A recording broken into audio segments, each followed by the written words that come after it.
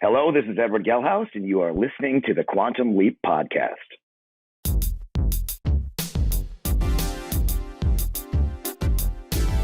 Hello, Leapers, and welcome back to the Quantum Leap Podcast. I'm Albie, and as always, with me is Magistrate Hayden. Albie, for the crime of podcasting, I'm sentencing you to death by snoo-snoo. I'll take it. And our special guest host with us this week, besides Serenity, is the one, the only, our own Bruce McGill, Brian Greene. How you doing, Brian? Let it rain. Let it rain. Is it raining in Hawaii? No, he's at the strippers. Not in Hawaii. Not in Hawaii. Where are you living now? North Carolina. North Carolina. Okay, good. Wow. We are at episode 7 of season 2. It's getting exciting. We're almost halfway. Yeah, right? The episode we're talking about this time is A Kind of Magic, which aired December 6th. Okay, and our synopsis is Ben leaps back to 1692, the furthest he's ever been, where he finds himself on trial for practicing witchcraft. With limited records online, the team must race to save him before he's put to death. So this is a really cool episode, but that's not the coolest part about this after show. Wow, this after show is a great after show. Did you see some pretty witches or possibly witches? We got most, if not all of them. Well, we'll start off with one of the mean girls. We got Jett Wilder. She played Hope. You'll remember her for, Screaming Witch, I think. And she's a great interview. That's about it.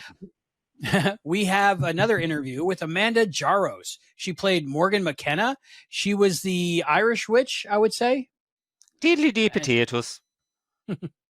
Not Irish, by the way, just great at dialects. And we also have an interview with Madalyn Horcher. She played Bridget Goody Smith, the main girl that was accused of being a witch. So that's awesome.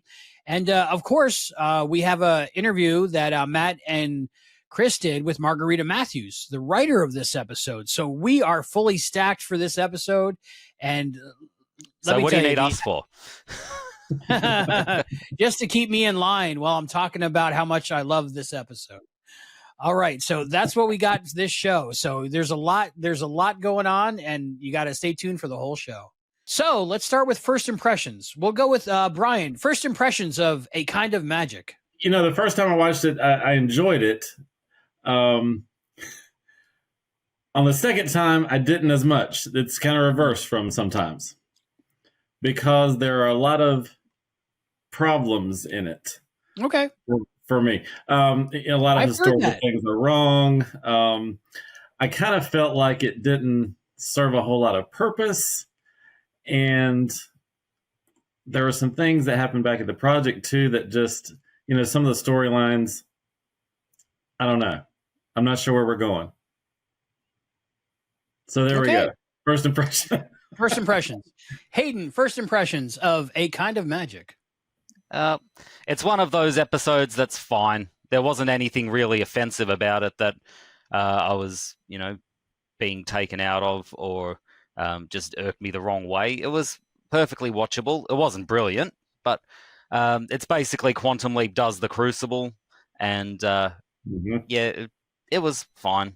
Like, as I think Brian said, I don't know if there's that much rewatchability to it because it's one of those that it's just kind of there. You can watch it if it's on, but I don't know if you'd be as keen to keep going back to it as some of the other episodes that we've seen, especially very recently. Mm-hmm. Yeah. I really enjoyed this episode. I was looking forward to it since I saw the, coming season 2, that trailer. I think it lived up to my expectations of the episode. I really enjoyed the acting with all these awesome actors in this episode. I had never read or seen The Crucible, so I didn't swine. I am. Christopher recommended it, and I didn't make time.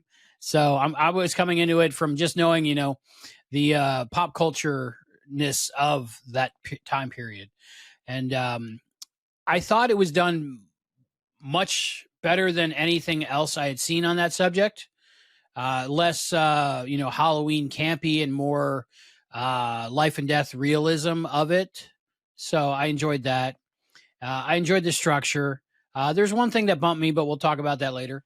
But overall, I really liked it. I thought it was interesting.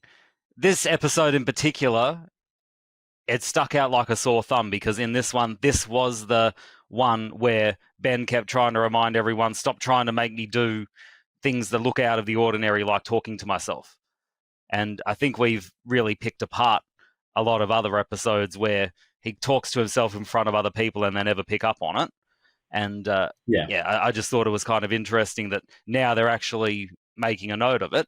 I suppose it would make perfect sense if, the slightest little thing that makes you seem out of the ordinary could put you on, death row. But yeah, I just found that kind of interesting. Of course, though, you would think by now he would know how to act somewhat like a normal person. Yeah, instead, he goes and performs CPR before CPR has been invented, and he does still talk to himself. Yeah. I think some people did still pick it up. He acts like he knows things where he really shouldn't know them. It's not surprising that when there's that much collective stupidity in amongst a group that they would come to entirely the wrong conclusion. During that CPR scene, I wanted one of the other people to say, Did he take his wallet? I think he took his wallet. I think he took his wallet. See, what jumped out at me in that scene was I thought it was going to be that they all had tuberculosis or something like that. And I'm just like, oh, Ben, I wouldn't be kissing that. Yeah, but would he catch it? I don't know. Probably. Okay, yeah. But it's a mind leap, right? So just his host. Oh, I see what you mean. Yeah. Yeah. Well, and also I was thinking definitely they don't know what cardiopulmonary resuscitation is back then. But given the choice of letting the guy die or doing CPR that no one else had heard of yet, I think I would have made the same decision. And I saw it as a little reference to Back to the Future, maybe. And also, he definitely changed the course of history just by doing that. Yeah, but at the same time, he should be better as a leaper by now. He should be able to think of some sort of a reason that he would know how to do something like that, instead of just saying, "Oh, it just came to me." It just kind of jumps up and says, fuel "I to did the it." fire, doesn't it? Yeah. Well, was it Ben that originally announced that he didn't have a pulse? Yeah. So he was the one that told on himself almost ahead of time. Yeah, I guess. Yeah. Like I said, it's a perfectly watchable episode. Nothing especially offensive, at least to me, but I think Brian had some things that he was offended by the episode. So yeah, let's talk about that. Why don't we go through your list? Well, I don't know about offended. I mean, you're right. If you just watch it for what it is, a fictional story that has, no real basis in history, then it's fun. Yeah, it is. I liked a lot of the things, but there is quite a few things that that weren't true in there. One of the things, is that the same set as Salvation or Bust, or was it 100%? 100%. And the same angles. They didn't even try to hide it. That took out the believability of the 1600s for me quite a bit, just right off the bat, using the same set. That was the same set. I had some headcanon. Whatever company built Old West towns just went from area to area, building the same town over and over again. This one they put a well in. Over 250 years. Right. Well, craftsmen pass down their craftsmanship and workmanship to future generations and apprentices, and What I found kind of interesting was, I understand the project saying, oh, there's not going to be any records of this on the internet, go to the library. Why would their local library in California have information about, stuff that was going on in Massachusetts back then? I don't know if they're actually going to be able to find anything in their local library, and there certainly wasn't time for Jen to get over to Massachusetts and back. Exactly. And they say that, but then all of a sudden Ian seems to just know everything that's going on. Well, it was a seance. It was a seance. That's how Ian found out. Dorothy. I love that Dorothy reference. Wizard of Oz. That scene was funny. It was kind of ridiculous, but it was funny. I don't know. I just found it enjoyable because I knew it was going to be a dark subject, just like, what would you say? Prosecution of anyone straying outside the lines of the cultural norm at the time from the Puritan type society that was formed in the early Americas. But the moments that weren't all heavy in death and things just seemed fun to me, like a fun adventure. Like it didn't really mean anything in the story, main overarching story of Quantum Leap, but it was just a fun aside. Almost like, I think what they're doing, I don't know this, but I think what they're doing is putting these, for lack of a better term, like a palate cleanser episode before big event episodes. And I have a feeling that 208 is a big event episode. Well, that's the Egypt episode, isn't it? Yeah, that's where they go to Egypt and they filmed live in Egypt, on location. And they fought real mummies. Oh, yeah, there's mummies and there's Brendan Fraser. It's really cool. Yeah. So at the start of the episode, we saw in the project Rachel's been brought in to try and counteract the leak that the chip is doing of all their information.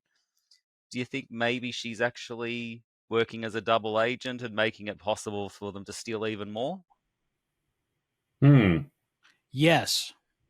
I feel like to have some kind of emotional reaction to there's got to be a turn, right? A villain turn somewhere in that whole thing.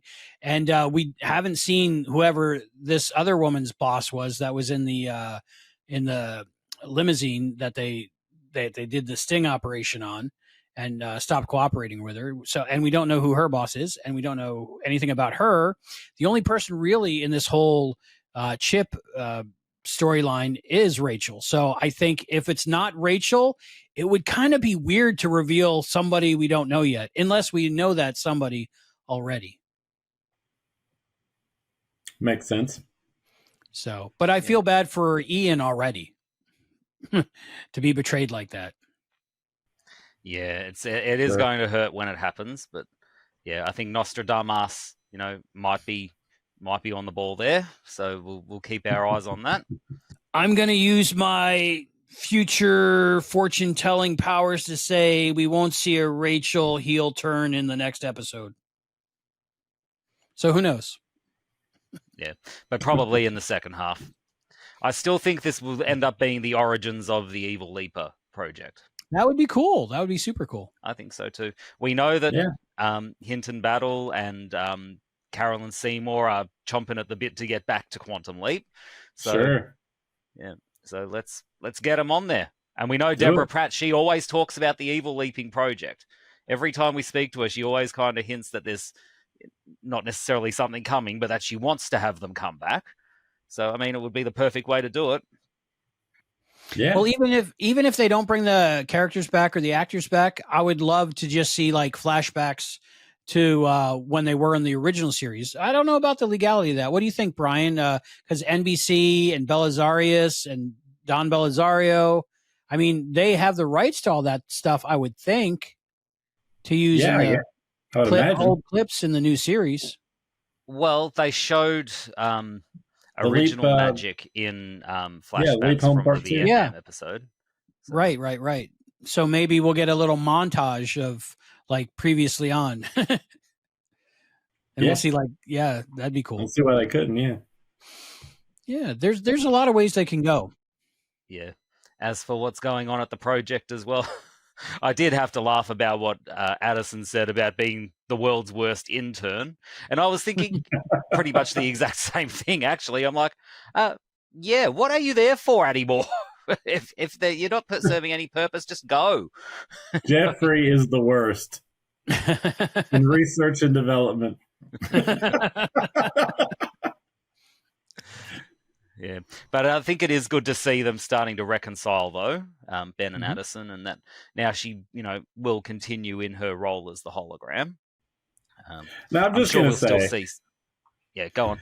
Hasn't it only been like 2 or 3 days for Ben since he told her not to do it anymore? And then she comes back like 2 or 3 days later, and he says, "No, it's fine." I think that's because he's been through everybody else just, hot potato hockey pucking him. So I think he just wants some kind of stability and someone he can trust there, even though the emotions are painful for him. But I think he knows it's the best decision.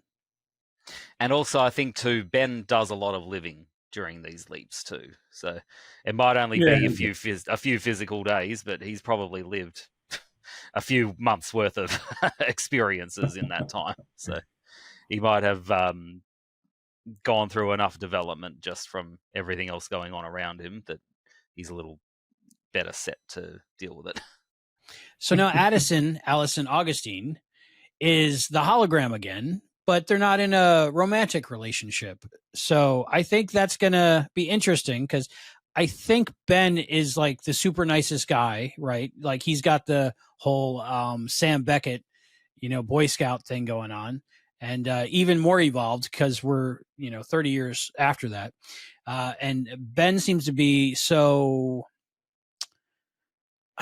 kind and understanding that I think it's going to work out, but I think it's going to lead to very interesting comical situations, maybe, and probably some pain. So it'll be a more interesting dynamic than just the longing and not having, I think. Yeah. One thing we haven't seen is Ben having some kind of romantic relationship other than Hannah at the end of that last one with anyone, really. So that would be something to look at, depending on what happens with Hannah. That can't last forever, I guess. Well, that's true. And maybe that is part of the reason why he's more okay with Addison being the hologram again, just because he did form that connection with Hannah, because that was a kiss. I'm still on that kiss. That was a kiss. Yeah. So.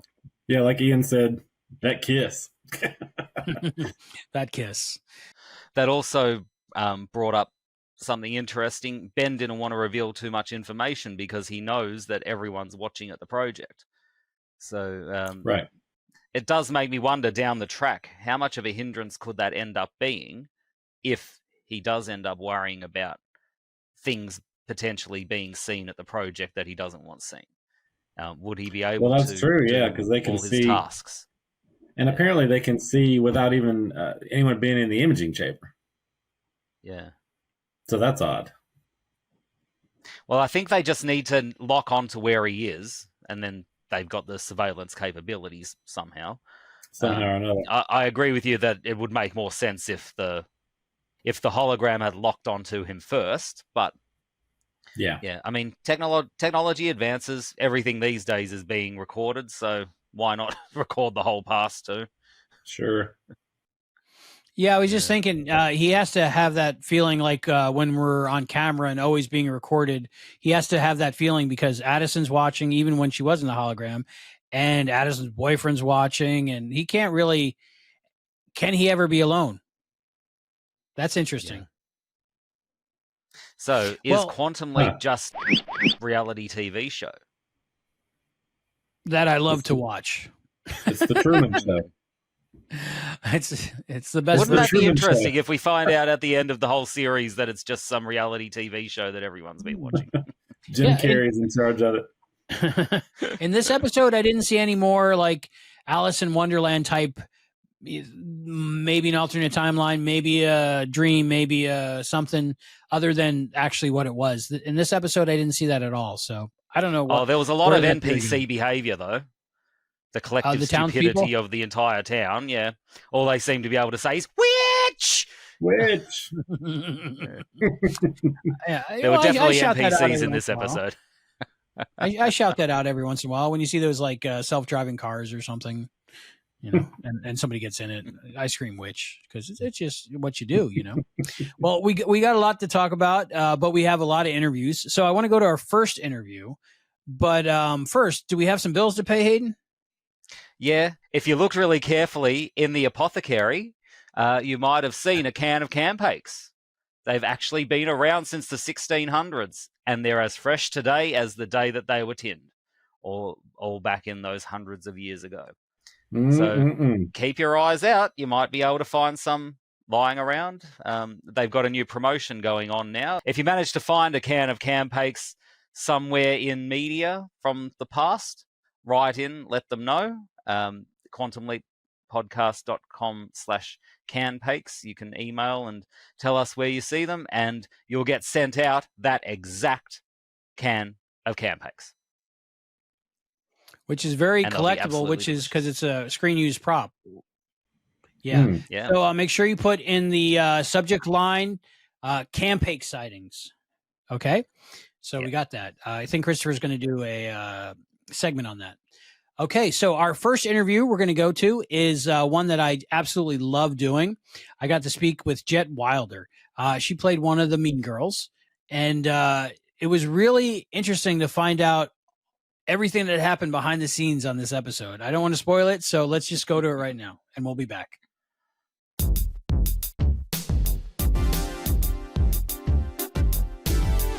Hello, Leapers, and welcome back to the Quantum Leap Podcast. I'm Albie, and I'm so excited to have with us today Jett Wilder. How you doing, Jett? Hi, I'm doing well. Thanks for having me. It's so awesome to have you on. This is a pretty good episode, A Kind of Magic. Salem witch trials, but not in Salem, a little bit outside, right?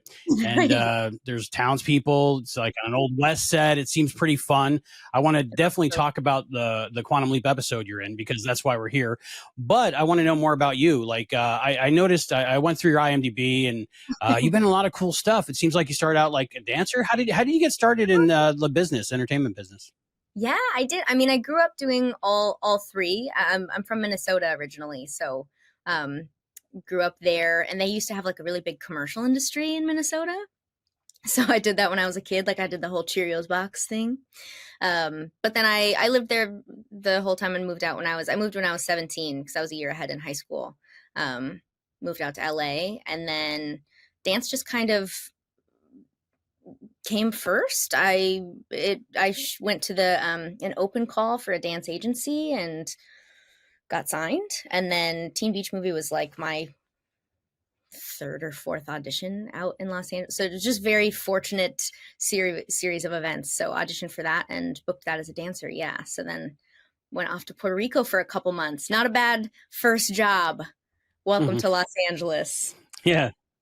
Yeah. Not bad, working for Disney right away. I mean, that doesn't happen often, probably.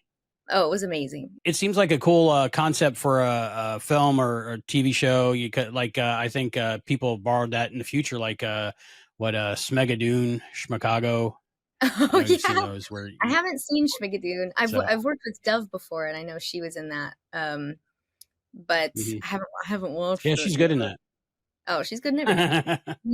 She's great in everything. So what was that like? Any pressure, that being your first thing? Oh my gosh. Well, I think lucky enough for me, I think I was too young to really understand the gravitas of the film. I had just turned 18. I turned 18 like 6 days before the audition. I just made it. And I just revealed my age. Oops. But I just made it in time to audition for it. And I was so eager at the time. And dance as an art is just like, you're so disciplined anyway. So I think that set me up for set life for sure. Like you're really trained as a dancer to be a professional and take direction and take notes on the fly, work quickly and really consistently. So I think that definitely helped all my work, actually. Because now looking back on it, I'm like, oh, that was a pretty big film. I was just enjoying all of it the whole time. So very fun. Very cool. And that led to other things, right? Like one show me and my daughter Serenity loved to watch, and we like binged it a couple times. Victorious. You were in that? Yeah. Yes. Yeah. Oh, that was super fun. That was back. It's funny. It was before Ariana like really, really started singing, but that was like all she was doing on set. I remember like in between every take, she was just like singing. I'm like, dang, she sounds good. No wonder. I'm like, she's really good. She's gonna go places someday, maybe. No, I was like, man, she could really make it as a singer or something. Yeah, no, it was really awesome. Everyone on that set was super cool, and I remember the green room specifically on that show was like legendary, at least amongst the dancers. Like if you had danced on a Nickelodeon show, you had a picture in the green room. So that was a pretty cool episode to be a part of. One thing that probably a lot of people know you from around Christmas time, people like to watch Christmas episodes and stuff. The Christmas episode of Will and Grace. How cool is that? Yeah, that was a big part. Oh, it was amazing. Actually, that was my first. That was my first thing that actually made it to television as an actor, because I had done like some pilots and things and stuff that never really saw the light of day, and that was my first actual like acting credit. It was a multicam with Megan Mullally, so very intimidating and awesome. She's so cool, by the way. There was this. It was such a fun moment. We and at that time I was going by my born name Megan, so we bonded over having the same name. And there was a bunch of other like very young kids on set, and I was kind of like, you know, taking responsibility for them. And I think she saw it at one point and was like, that girl needs a break. And so she pulled me to the side, like have like a little one-on-one. She probably doesn't remember it, has no recollection of it, but it felt so special to just like have that intentional time of like, tell me about yourself. Like, I want to know about you, whatever. And she was saying that she could tell that I had some sort of musical experience because of my comedy, which I was like, oh my God, Megan Mullally just complimented your comedy skills. You could die tomorrow. Awesome. That was really cool. And her husband was there. I'm a big fan. He's awesome. Everyone on that show was really, really awesome. But it was cool. Megan was who I worked with the most and most closely, her and Sean. So both of them were so lovely and so welcoming and like really nurturing. And Leslie Jordan as well, that was really sad loss this past year. But he was a hoot, man. He was so lovely and genuine, and went out of it. Like, he gave me his phone number. I was like, you don't know me? What? Oh, wow. He was so trusting and kind. And like when the episode aired, like texted me and he was so sweet and amazing. And we were on Universal a lot for that show. I remember walking out for the day with him, and we were like talking, and the tram came by, and he has fans, obviously. And he went up to the tram and was like doing his thing and like his southern handsome man thing. It was so cute and sweet and awesome to see. That was a really, really big deal for me, that show. It was awesome. Yeah, his kindness always comes through no matter what he does. You can always just tell he was an amazing person. The purest heart ever. It was amazing. I was really fortunate to get to work with him. Everyone on that show, super fortunate. Yeah, they all seem great. Love that show. Rewatching it again today, I was focused more on you than normally watching the show, and I noticed that moment when Megan like started to break, and you were trying not to break and almost breaking, and it was very funny. What was that like, just being on that set? Because they showed the bloopers after the episode of everybody cracking up the whole time, having fun. Oh my gosh, it was so funny. I mean, they're hilarious. And then you're coming in as guest cast. So literally in my head the whole time, I was like, you do not get to mess up. That is their, they get to mess up. You don't. So I'm like constantly in my head, like, don't you dare, don't you dare, don't you dare crack, don't you dare. But everyone was super nice about it. It was great. And James Burrows, holy crap, I almost forgot. Like, he directed that episode. He's a legend as well. It was just crazy, the talent. But everyone was so funny. And then they would improvise stuff sometimes. I'm like, gosh, dang it, that's funny. And again, in my head, like, don't you dare, don't you dare, don't you dare crack. Yeah. Really hard to keep a straight face next to those people. Yeah. The Irish accent was difficult. That was, I'm selling myself out a little bit. I'm gonna tell you the truth. I learned that accent the night before. The casting director, Julie Ashton, who is amazing. Thank you, Julie, for that. Hi, I have an amazing dialect coach, Jameson. Hello. And I got the audition the night before and called her and literally figured it out overnight, and then auditioned the next day. And then they liked my accent so much that they were like, will you record the little brother lines so that we can send it to the little kids to practice to? Aww. And then unbeknownst to them, I'm on the phone with my dialect coach. Like, hey, how do I say these little brother lines? And then sending them. So I was learning on the fly that whole time. But it is something actually that taught me something fun about myself. I think dialects, I really enjoy doing dialects. They come fairly quick, some at least. So that was really exciting. But then they changed the first, like we went to shoot. We had rehearsed all week with this script. And then we went on shoot day and they added... amazing. They added like a bunch of new lines for me as we were walking out to film. And I was like, oh my God. Oh my goodness. What if I mess up the accent? I wasn't worried about memorizing. I'm like, the accent. So I literally ran to the bathroom and I'm on the phone with Jameson in the bathroom. Like, I just need to make sure I'm doing these right. And she quick kind of coached me and made sure I had it all right and then went out. Anyway. That's funny. It was good. The whole episode's good. It's one you like to watch over and over again. I know I've probably seen that more than a few times because different Christmas episodes. I like Christmas TV, movies, stuff like that. So that was really cool to connect that you were in that also. So you helping the kid without the leg, that was cute. Different funny things. All right. Now, so that was your first network appearance, right? Television that aired, like you said. Yeah. Yep. As an actor. So like dancing, like America's Got Talent and stuff.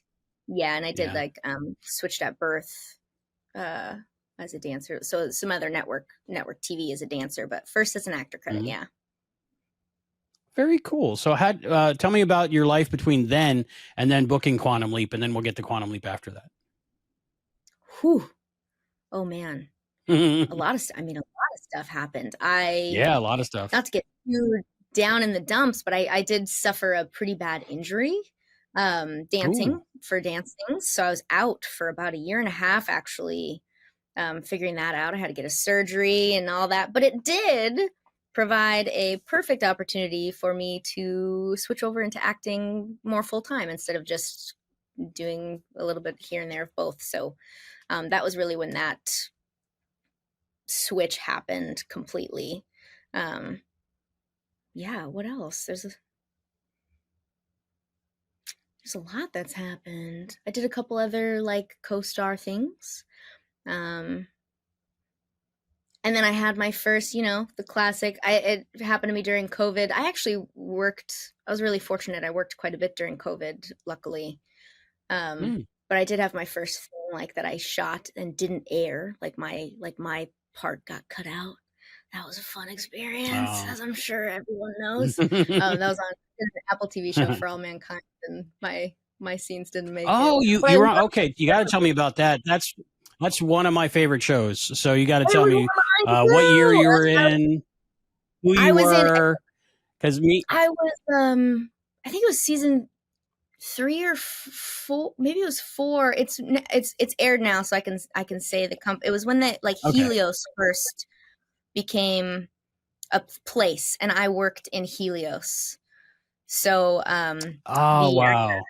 Yeah, so I worked at the desk. I was a small little part, but I was I had a couple scenes with or maybe one scene, I don't remember. It was a little while ago. With, I think his character's name's Danny. Actor is Casey, who also really everyone on that show was lovely too. I've been really lucky, man. I haven't really run into any unfortunate people that is awesome. out here yet, which is great.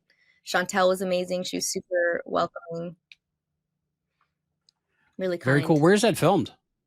We filmed in Los Angeles. I think that one we filmed at Sony, if I remember correctly. Yeah. Very cool. So you were totally cut out, not even a frame left in there? Nope, nothing left. Oh. But that's a great experience to be on it, at least, right? Oh, it was awesome. It was all about the entire experience, actually, as a whole. Even the being cut out of it, I think, was a very crucial experience for me to have. It was because it was the first time it had ever happened to me. So it was great learning all around. Great set experience and great life experience of you got to move on. And it's not personal. When did you find out? When did you find out? Were you at home watching it? I found out, but you know what? I don't know if casting knew until like the air date. Like I think they found out like when I was finding out, because then like right as the episode, like the release day of the episode, because it releases on Apple TV, casting emailed my reps and was like, "Hey, we just want to let you know." And meanwhile, I'm at home. I'm like, I already know. I watched it. Already popped your popcorn, ready to watch. Yep. Yeah. But I'm sure it happens all the time to so many people. So much. I guess now I hear about it all the time. You never know. Expanded episodes on Blu-ray one day or something like that. You never know. Oh, I'm holding out. Well, not even that. I was actually kind of pleased. I'm like, actually, you know what? This will leave space potentially to exist in a maybe I would get to be an astronaut later. Later, there you go. Yeah, they can use you again. Perfect. Absolutely perfect. Yes. Oh, my the other host of Quantum Leap podcast is going to freak out because me and him always text after each episode of For All Mankind, so he'll get a kick out of that. It's good, man. I love that show. And so tell me about getting Quantum Leap. That's got to be exciting. Another NBC network show. Oh yeah. How did that happen? That was fun. It was, well, I got the audition, and you asked earlier kind of about my space before. I think so much, I mean, without going in depth to like every experience, I just learned a crap ton, a lot. And a lot of that did kind of lead me to this place as an actor where now when I audition, it's less, I think when I first started, it was all about kind of like doing it right or doing what you think somebody wants kind of thing. And now I'm at this place in my work where it's just all about serving the story. And a lot of that, I work with a coach, Victor, who just like emphasizes that, you know what I mean? Like our job is just to create the truth of the character at all times. And so for this audition, I was just like, I just really dove in. I hired my amazing dialect coach again, because I was like, I don't know what a Puritan sounds like. What does she sound like? So we worked for days on like the speech, and you know, people don't really know what people back then sounded like, so it's really just kind of a guess, an educated guess. So we kind of got to craft her voice from scratch, which was really fun. And then I went full out because I have a very modern hairstyle, and I was like, this girl did not exist in the 1800s.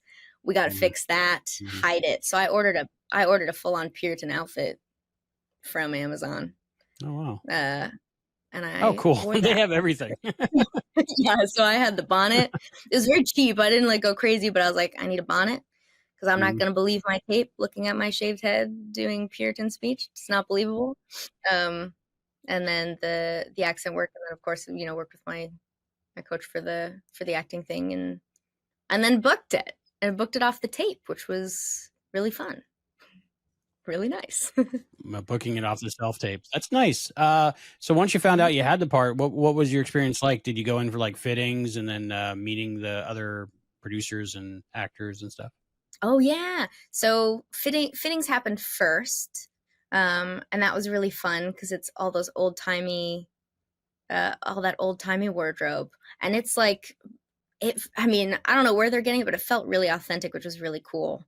Like the actual materials and things, and like it looked worn, like it looked like it had lived through history. So it was really cool going through that process. And then we started working. Then we started filming, and that I think we shot. I think the whole episode took 9 days, if I remember correctly, and I was there for like 7 or something. So I really got the time to know the rest of the cast and make friends. It was honestly one of the most rare experiences I've had as a guest cast, where everyone really bonded in a really unique way. Like it felt as though we had shot a movie, like been on set for like a couple months together, which was very cool. Even the director, Albie, was kind of saying, he's like, we got to get back together, all of us. So it was very, very fun getting to know everybody. And we had a really big, I mean, the episode has a really big guest cast, which in general right now is pretty rare, but especially coming out of COVID, the guest casts were quite slim because it was way more expensive to make an episode of television during COVID. So having a show that was like, nah, screw it, we need everybody. Like, we need this many people and we're going to hire this many people was very special and felt like a very big blessing. Felt really lucky to be a part of a show like that.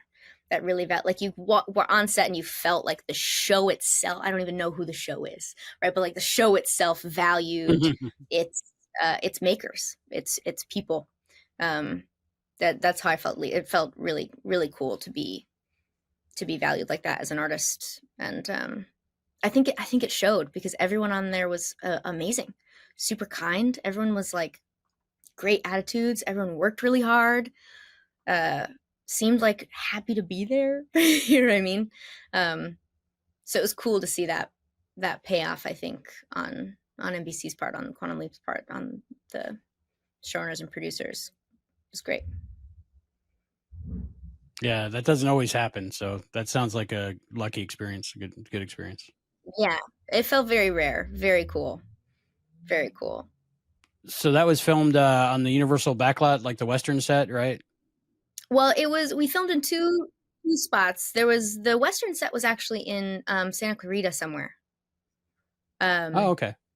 Yeah, because we had the fake rain. So they had the that whole set there, which was so cool. That was my first time shooting something where it rained on purpose, and that was very exciting. Yeah. What's that like? What are the details of that? Like, did you, each like character have multiple outfits in case they had to dry off and go again with the rain, or was it like a one take thing? Well, for us, okay, so they shot it at two directions, and there's the three of us girls, like the mean girl. We called ourselves the mean girls of whatever year that was. Perfect. Yeah. The original like, Mean Girls. Yeah, we're like, Mean Girls of the 1892. So they shot it two directions. So on our coverage, we only needed one take. So oh, cool. The other side needed two, and it wasn't their fault.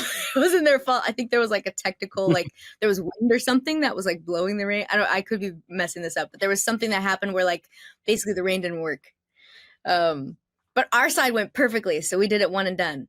And then they just had a bunch of like standing heaters everywhere, and wardrobe and makeup were all in there with like towels and things, trying to get us all dry for when they had to do another take. And then Ray, God bless him, got us foot heaters for our boots, which was so kind and amazing. Yeah, he was like, talk about series leads, like taking care of everybody. Ray was freaking awesome, man.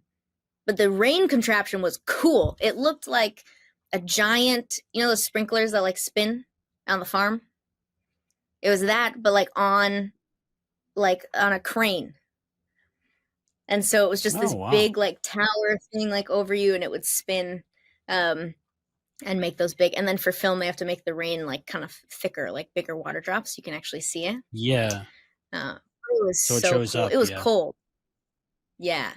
It was for some reason, it was in May, I'm pretty sure, when we shot that, and it was pretty chilly actually in Santa Clarita that day. Like, it was cold just being there in general, let alone being wet.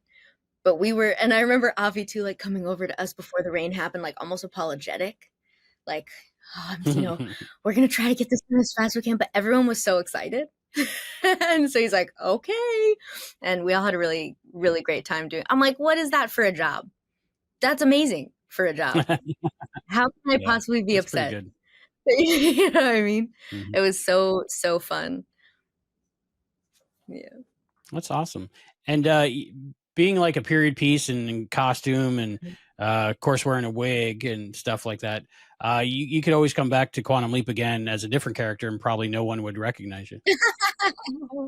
Oh my gosh, I wish. I'd love to. I would come to the Quantum Leap set every day. I was crying leaving.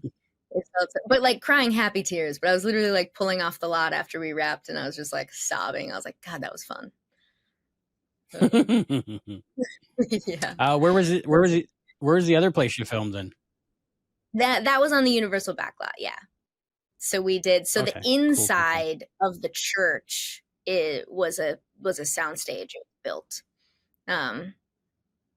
Yeah, and the courthouse. It's funny, they reused the church and the courthouse are the same structure, just decorated differently, and shot on different ways, which was also cool to see. Movie magic. That was Teen Beach Movie too. I remember being shocked. We like filmed all the beach scenes and we run into Big Mama's, but Big Mama's is like 100 miles away, so at a different soundstage. That's funny. Yeah. Yeah, well, it makes sense because I'm sure there wasn't too many people building buildings back in the old days like that. So probably the same crew that built the church and the courthouse. So it makes sense. Yes, or they just turn the courthouse into a church on Sundays or something. Yeah. What were those interior shoot days like? Because a lot of people in a small room, and then you all had to be there. I'm sure a long time. How long did that take? I think we did, do I remember? I think we did 2 or 3 days at the Santa Clarita location, and then the rest of the shoot, like 3 or 4 days at Universal. Yeah, again, super awesome. It was never boring. It was amazing. It was, yeah, super fun. We also got to work with live animals, which was cool. I've never done that before. They went full out. They had goats. There was a trained cat. That trained cat was cool to watch. That cat was trained? Wow. Oh, yeah, it was amazing. It was so professional. It was crazy. Yeah, like let out a thing and it did it's like work, and I was like, wow, that's cool. Never seen that. That was awesome. The chickens were hilarious because they always like went in the wrong place. Actually, you can't really direct chickens. Yeah, but some of the handlers are in disguise in the episode.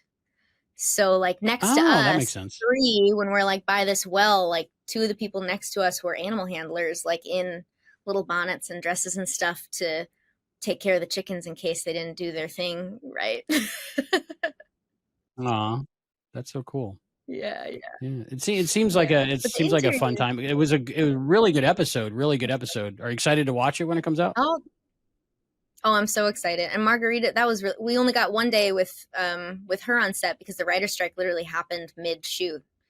But Margarita, who wrote the episode, was super awesome and like super on it. She came in and like was looking at all of us, and like she did her research. She's like, we need this hairstyle because in this era you like can't have this hair. So like they were like tucking Ruby's hair. Ruby's hair is like long and gorgeous and like tucking it behind.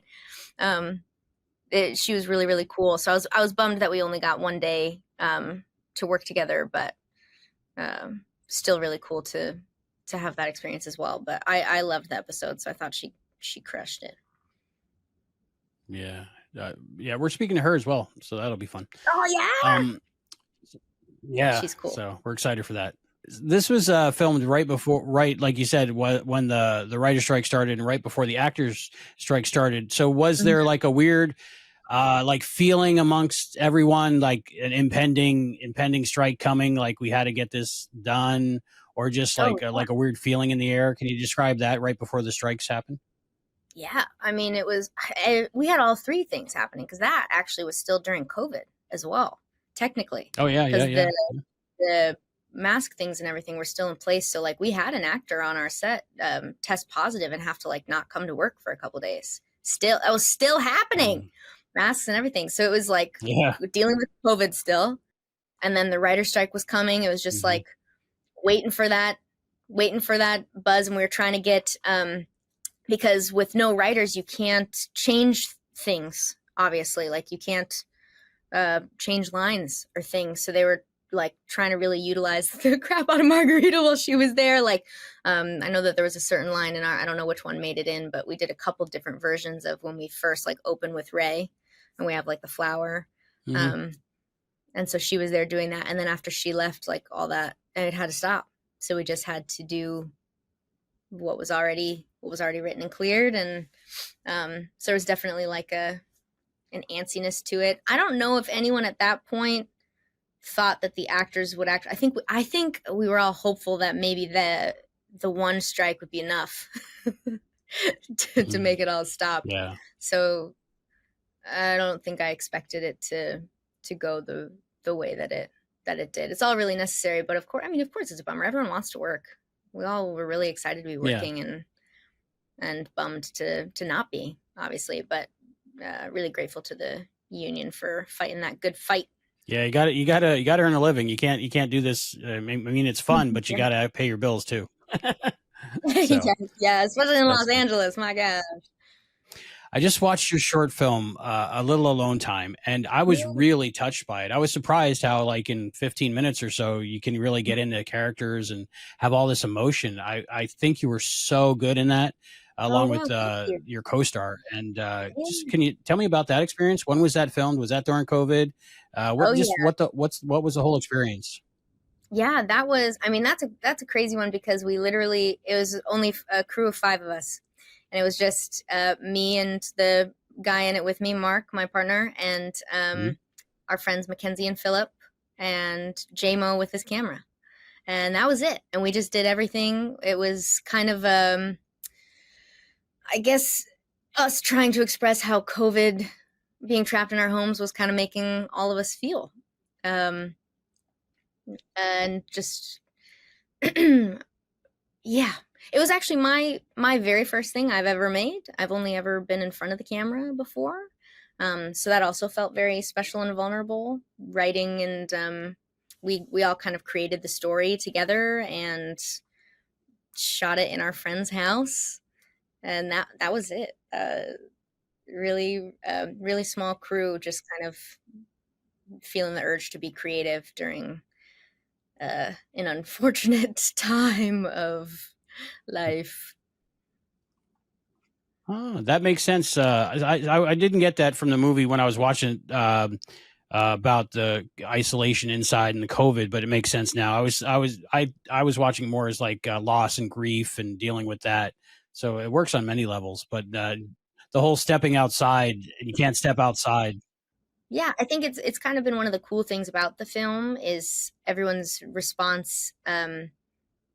They seem to be touched by it in different ways. Some is the grief and loss, and some is the mental health aspect that's so clear if you watch the film. I won't necessarily spoil anything, but there's clearly a message in there about that, and making that decision to stay, despite the tough things. So it's actually been a really cool experience seeing that something. I mean, we had $0. That is a 0 budget for a short film. It was so much evidence to me of like, you have no excuse but to create something. Yeah. And it's that being really 0 budget, it's amazing. Yeah, $0, nothing. We made literally the blood, the gunshot is literally Mackenzie. One of the other producers on it is like over in the corner. We got from Home Depot like a giant syringe and like a tube, like just taped it. And it's all makeshift. Like we just did it all ourselves. We got like duct tape hanger hanging up certain lights in certain places. Like if you saw the actual set, it was just so scrapped together. But we just had to make something. So that was the fruition of that. But it's been really cool actually hearing that it did have, because we didn't make it for that purpose necessarily. We made it because we felt so like we needed to make something. We needed to make, this is how we were feeling. And so it's been cool to get that response. So thank you for watching that. We got into some cute little festivals. That's been fun. First time in the festival circuit with something that I made, which was a cool experience. Yeah, I highly recommend it to anyone who hasn't seen it yet. I'll link it down below. I saw some of the behind the scenes on your Instagram. That was interesting. Yeah. Yeah, but it definitely showed your talent, your acting talent. I believe it was really touching, so much. All around. Thank you very much. Yeah. I appreciate that. You can do anything. You can dance. You can act. It's great. You can. You even edited part of it, right? Well, Philip did the editing. Director. No. But we were all there. I reacted like that only because editing is hard. Editing is so hard. I had no idea before making something on your own. I'm like, oh my God, how do people do this? So much, so many hours and hours, and you have no choice because you have to watch everything. You have to watch all the footage, and then this takes sound doesn't work. Do we do ADR? Do we whatever? Sound is also really hard. All of that's hard. So that it was definitely a team effort. But Philip spent the most hours in front of that computer, and Mark scored it. The actor in it with me. Wow. Just learned how to do it on his computer and did that. And then a friend of ours, Domino, let us use some of his songs, which was really, really lovely of him. We brought that couch to the beach, just carried it ourselves. I wondered about that. After I saw it, I was like, wow, that was a day probably getting a couch on the beach. Yeah. So. 3 a.m. we loaded it up. JMO has a truck. We put it in the truck and brought it to the beach. Very cold. But yeah, really fun. And not mountain. It's not a mountain. What is that? What is kind of a mountain? The rock. Cliff? The big rock. Yes, the cliff. Rock. Yeah. Yes. JMO was literally just hooked up to like a harness with his camera. Just super guerrilla style. But all of it was practical. We didn't have any special effects budget. So it all just worked beautifully. I hope you all get together and do more. Oh, thank you. We do actually. We have another short film. We've already made it, but it just got in the hands of a VFX artist, and then score and coloring. But that one's called Yoke, hoping to release early next year, which would be really fun. Yeah, I was laughing. You said I can do you can do anything part. I just booked a film, and I don't play guitar. I pretend to play guitar. I play like Taylor Swift on guitar, which if anyone plays guitar knows that Taylor Swift songs are just like 4 chords over and over again. That's the extent of my guitar playing. But I did play it for the audition and booked it. And my character plays a banjo, and the director was asking me, but I think he thinks I play guitar completely. And I was like, I'm a beginner.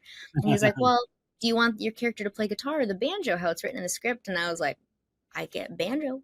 If it's written either way, I'm going to be learning a new instrument. So here we go. I had my first banjo literally right before I came on with you. I had my first banjo lesson. So we'll see if I can pull it off. We'll see. Steve Martin is great on the banjo. He has a lot of banjo albums out. Steve Martin. Steve Martin's good. Loves the banjo. Yeah. Steve Martin. He's another one of them. Yeah. Was there any special things you had to learn for besides the from the dialect coach for Quantum Leap episode? Was there anything like different special? Like, do you walk different back then? Do you carry yourself different? You know? Yeah. Did people look down more? You know, what went into that? For me, and this actually came a lot from working with my dialect coach, a lot of it is just about posture, a posture in your mouth, like when you're talking, and also just posture in general as a lady in that time. It's also, you kind of don't really have that much of an option because your clothes are so restrictive that you really can't slouch or anything like that. But walking, the posture was a big thing for me when I was working on that character, figuring out how you would carry yourself. And especially as like a young woman, a young unmarried woman at that time, it was like really shameful to be too promiscuous, you know what I mean? And promiscuous was even like, that was something that made me laugh. Margarita, when she came in that day, like, so the girls who had hair, like their hair was kind of like out and it looked very cute. And she's like, too promiscuous.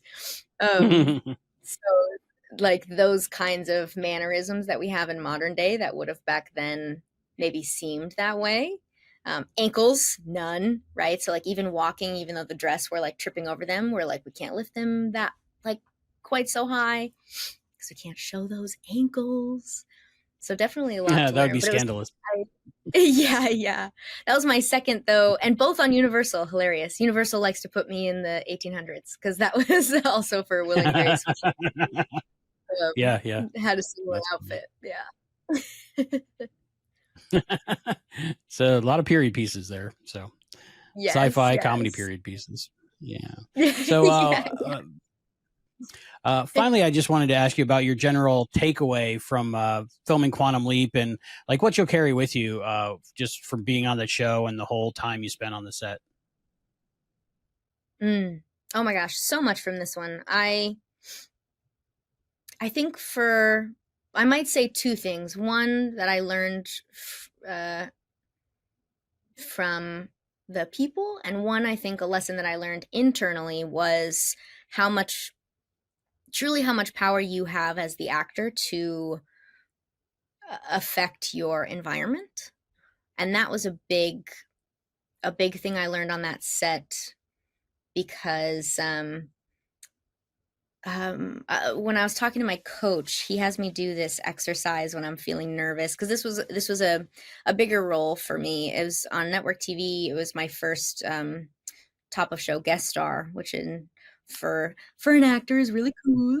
So I was like, oh my gosh, I was feeling kind of nervous, and he has me do this exercise that I wish I knew his name. It's some famous wrestler does, and they write basically like everything that could go wrong in a journal. Have you heard about this? Okay, I know a lot of famous wrestlers, but I'm not sure.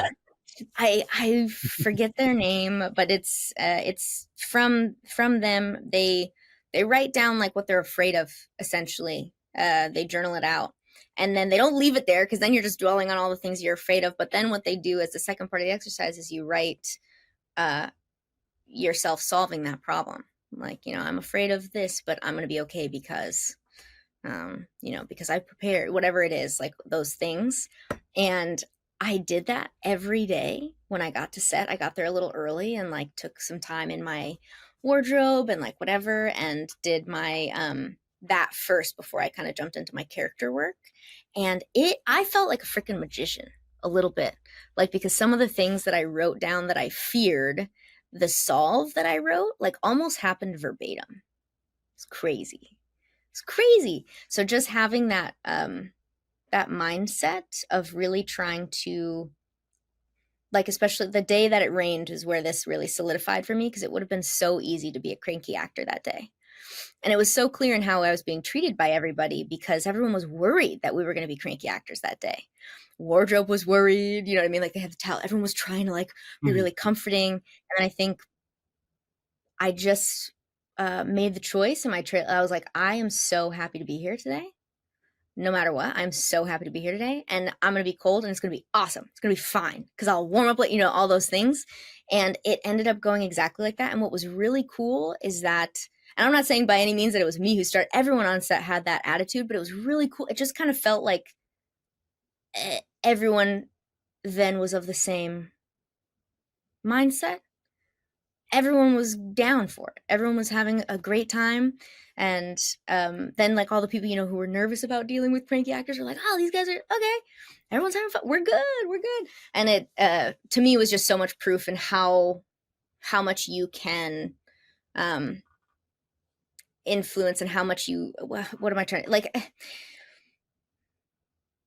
how much you can actually take some power back in your environment. So you're not so much the effect of everything, but you can be causative. And that was a big thing for me to learn as an actor, just because those are the things I want to be doing. And I want to have more responsibility. Like, I want to be the series lead too, man. And I'm like watching, and then you get to watch people like Ray, who are amazing series leads.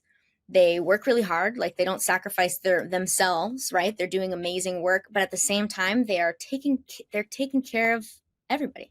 Taking care of their people. He saw our feet were cold, and we're like, hey, because he can speak up that way, like, can we get some feet warmer? Something super small. Checking in on everybody, being kind to everybody, super welcoming. You know what I mean? I'm like, those, you can really influence the environment around you, even as a small guest person. So that was the biggest thing I took. That was a long speech. I really went in there. Sorry.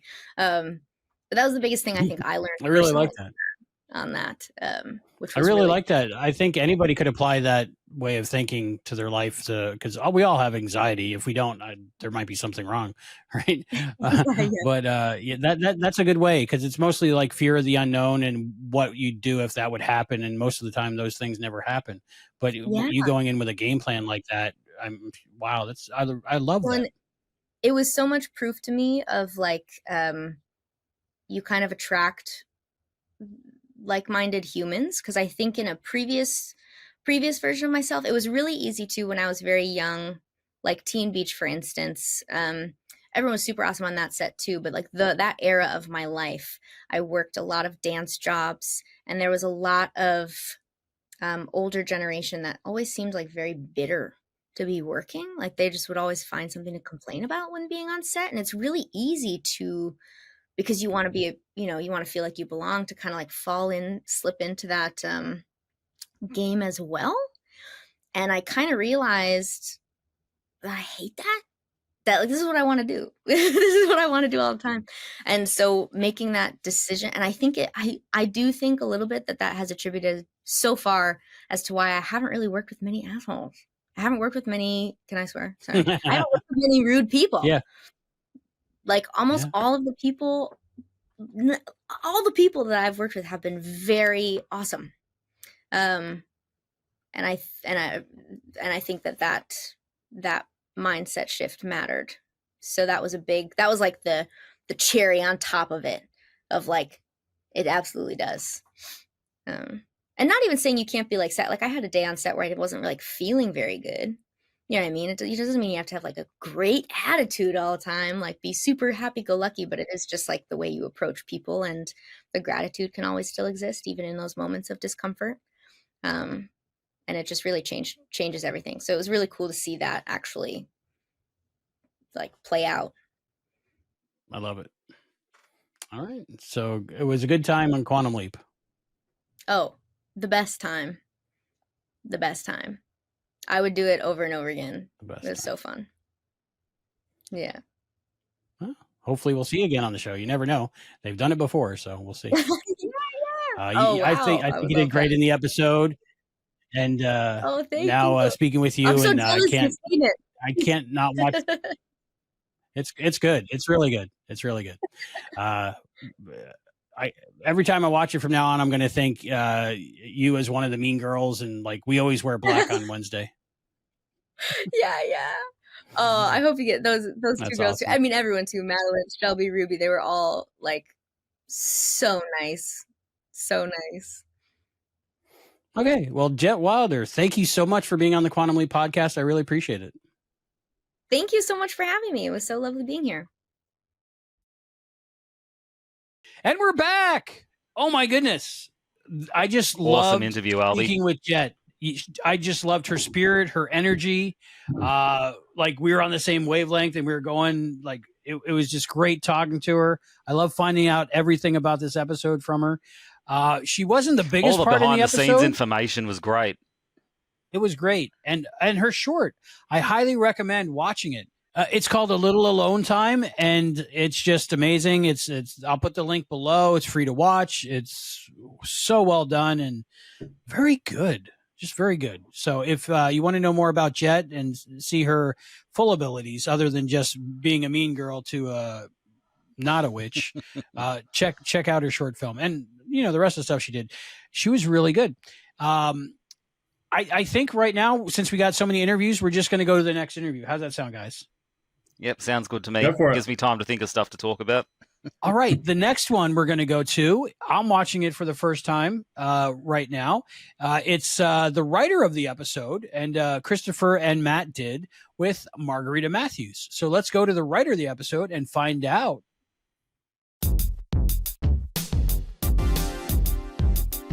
Hey, this is Matt and Chris. Welcome back to the Quantum Leap podcast. And we have with us today the Season 1 story editor, Season 2 co-producer, the writer of Oh Ye of Little Faith, Leap Die Repeat, Judgment Day, and this week's episode, A Kind of Magic. It's Margarita Matthews. Margarita, welcome to the show. Hi, thank you so much for having me. Oh, thank you so much for coming on the show. It's been a long time coming. I know we wanted to talk to you about Judgment Day. The timing just didn't work out, so it's really great that we could have you on now.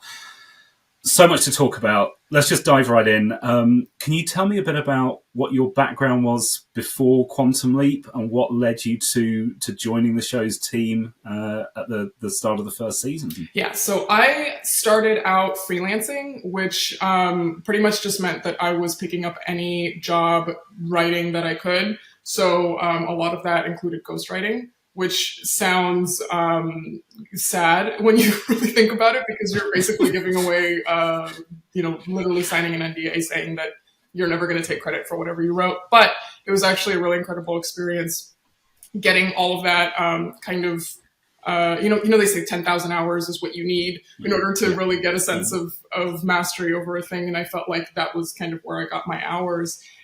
So by the time the Quantum Leap opportunity had come up, I had written, countless scripts, countless, pieces of writing that got me really sort of comfortable with who I was as a writer. But the truth is, I don't have a formal background in this. I didn't go to school for it. I'm an immigrant. So for me, that wasn't really a thing that I thought was possible. I never imagined that I could be, writing for film and television. When I first moved out here, I actually, we bought a season pass to Universal Studios.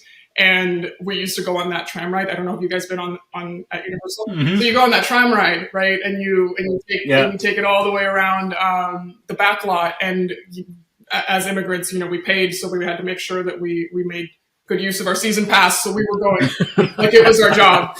And I memorized that studio tour, and we were going up, past the Jaws shark and up past that little hill.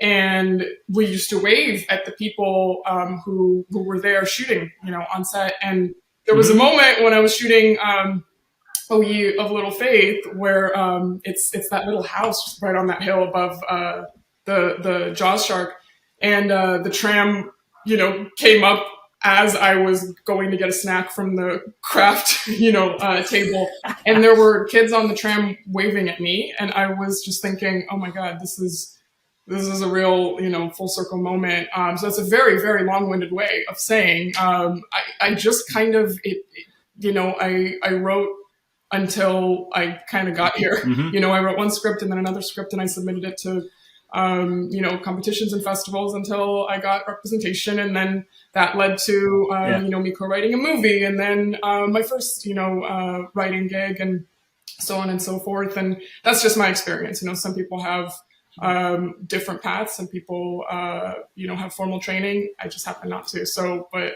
here we are, talking about it. So something worked out. Something worked out right. And that you mentioned the Jaws shark. You had to silence the Jaws shark for the filming, didn't you? So you were that shark that you'd enjoyed so many times years before.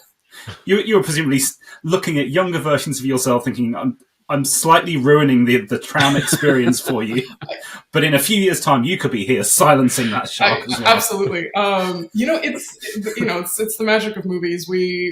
When we were shooting indoors, we weren't hearing any of that stuff. But and by the time we were doing our outdoor shots, the studio tour was closed. And that was, by the way, that was another great moment. We were standing outside doing our sort of like Exorcist exterior shots, and the fireworks were like going off in the background. And so it's kind of like the fireworks and you're shooting the thing, and it's like a perfect, LA night. And you're like, God, not to say dreams do come true, but dreams do come true, so that was the feeling. When you first started your writing career, you were freelancing, but when you did feature work, were you gravitating towards science fiction more than other genres, or do you have a specific genre that you like to write in now that you're in a time travel show? I'm going to assume you like science fiction, but Quantum Leap is so many different types of story. Yeah. So no, you assume right. I definitely like science fiction, fantasy. It's what we call genre in the biz, but that's definitely always been my favorite. To me, it's sort of like the best metaphor for reality, and I get a little bored dealing with reality just the way that it is. I think it's much more fun to storytell, from the perspective of these big sweeping metaphors and these things that don't seem like they could ever happen. And Quantum Leap is the really feel-good version of that, I think. So that's why I like writing for the show. I think a lot of science fiction is very bleak, which I totally love separately. You know, I think that that's definitely, that's how I was raised. I was raised on a lot of bleak Russian literature and, you know, film. And so I'll take bleak sci-fi any day, but there's something nice about hopeful, you know, optimistic kind of representations of what could be. And, you know, they say with sci-fi, sometimes we end up informing reality with art. I mean, you think about something like Minority Report and or even, I think it was 2001, A Space Odyssey, where there were tablets, you know, on the screen. And the question is, did, you know, Kubrick invent the iPad, or was that sort of the inevitability of the design of a digital tablet? And same thing with Minority Report. Is it that there was this representation of what it would be like to be bombarded by very specific targeted marketing? Or is that the inevitability of marketing? And so, I mean, we might not ever know, but I kind of feel like there is a little that we inform with our art for the future. And so I think anything positive that we can put on screen as far as, you know, representations of what technology can do for good, I think that that's good for humanity. That's kind of funny to me because I'm thinking back to the episodes that you wrote.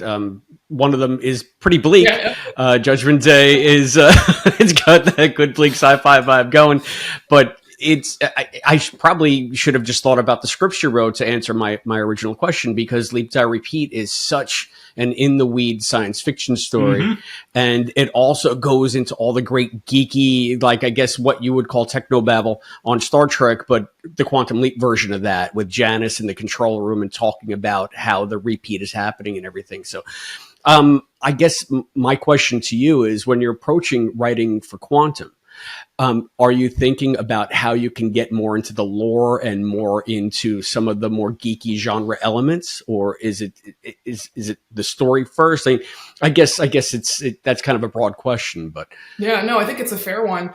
The, you know, on the record answer is story first, right? And that is the correct answer. The nerd in me, of course, is always looking for, you know, for the fun things to allude to, and the, you know, not just as far as, you know, references to other bits of science fiction, but what this show was ultimately based on, right? The original show. And so any opportunity that I have to do, you know, a little wink wink for the original fans, I like that as well. I mean, I'm sure you caught the 666 in the Exorcist episode. That was a full blatant, wave to the fans. And there was a moment, by the way, where we were running out of time and we almost didn't get that. And it was like, do we really need that for the story? And I was like, we have to get it. This episode doesn't work if we don't get it. Grismer. Thank you for doing that. There you go. And Grismer and I had a lot of fun doing that. But it was I think that, of course, story is the most important thing. A bunch of references strung together make no sense. But what's a dinner without seasoning is kind of how I feel about it. So I feel like that's totally that. And speaking of that bleak bit in Judgment Day, that was totally the snow falling and all of that. That was a kind of a not a direct reference to or anything like that, but that was inspired by that scene in Blade Runner 2049 where he's kind of lies back in the snow. It's one of my favorite moments in modern cinema. And so to be able to kind of do something like that where it's quiet and, Ray or Ben, Ray is the actor's name, obviously, steps out to, and kind of there's this quiet moment where he touches the snow. Yes, it's bleak and it's a sad thing, but it also is a really beautiful moment. And, so I loved it, and I kind of think like it was okay to have that little bit of bleakness because, he fixed everything is how we like to think about it. Maybe the future got corrected, in Judgment Day. We don't know. We'll have to see when we get there. I'm always really interested in how the writing assignments work on a show like Quantum that goes from different genres from one week to the next. And you've had two, as we've spoken about, very nerdy, hard sci-fi episodes, the two nerdiest to date, along with two... to be fair, those are the ones that have really lent into the sci-fi lore more than any of the rest. And two... the horror episode and now the Salem witch trials, two slightly more out there episodes in terms of pushing the boundaries of what we can do. I'm interested in kind of two things really: how you end up getting those assignments, and does that also represent the kind of support you give the other writers? Because I know it's a collaborative approach, and everyone's got their fingers in everyone else's episodes. Are you the one in the writer's room that's sort of helping out with the time travel stuff? And is that your thing? Can we feel you in the rest of the series? Yeah, no, that's a great question. And I think a lot of people are curious about how writers' rooms work because it's such a mystery, and truly, even as a writer, kind of circling the job of getting into a writer's room. Until I was in a writer's room, I really didn't understand what was happening. So it's a very, very reasonable question. There's a couple of different, ways that assignments happen. Sometimes they just kind of happen because of scheduling, and that's just a thing. And it's like, you're doing this episode and this is kind of what it is. And then you're jumping into it and you're going for it. Generally, if all goes well, the writer is bringing an idea to the table and says, this is kind of what I'd like to do. And, the rest of the room supports that, and the showrunners work with that. And then we all, move forward and create a story together. Sometimes it happens that you say, this is what I want to do. And then it just doesn't work out scheduling wise. And another writer gets to do that. And that also happens. So actually, Leap, Die, Repeat, the idea of doing like a repeating sort of sequence of leaps, that was Ben and Derek wanted to do an episode like that. Mm-hmm. And then they just, the scheduling didn't work out. So I ended up writing that episode. But and I was desperate to do the Alien episode, desperate of season 2, but it just didn't work out. And that's when I thought that Romy did a beautiful job with that. And so it's, that's just the nature of what it is. And so you got to love it until you and you want to do it, but if you can't do it, you got to support the other person in doing it. But I'd say we're all very involved in that. These episodes, especially anything that's really, fantasy forward or horror forward or genre forward, as we say, is probably me coming to the table and saying, I'm desperate to do an episode about witches, and let's find a way to do it. I wanted to do one in season 1, and it just didn't work out. And so its time came in season 2, and that was that was me going, which episode, every time we talked about let's brainstorm some ideas. I would just witches every time, and eventually I got to do it.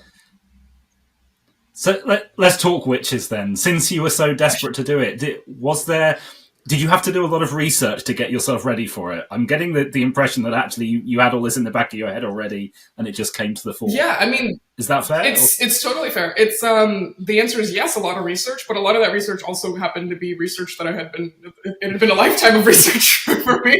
Yes. Starting with watching some high school rendition of The Crucible, right? It's that all that stuff exists, has existed in the back of my head, and I think exists in a lot of viewers' heads. I've kind of found just from talking to some press, there's a lot of very excited sort of witch trial, not to say fans of the trials, but fans of the period in which that happened, and people who want to talk about it and what it meant, because again, to me, it's a fantastic metaphor. This is the furthest back we've ever gone, but it's such a relevant topic to any year, and I think it's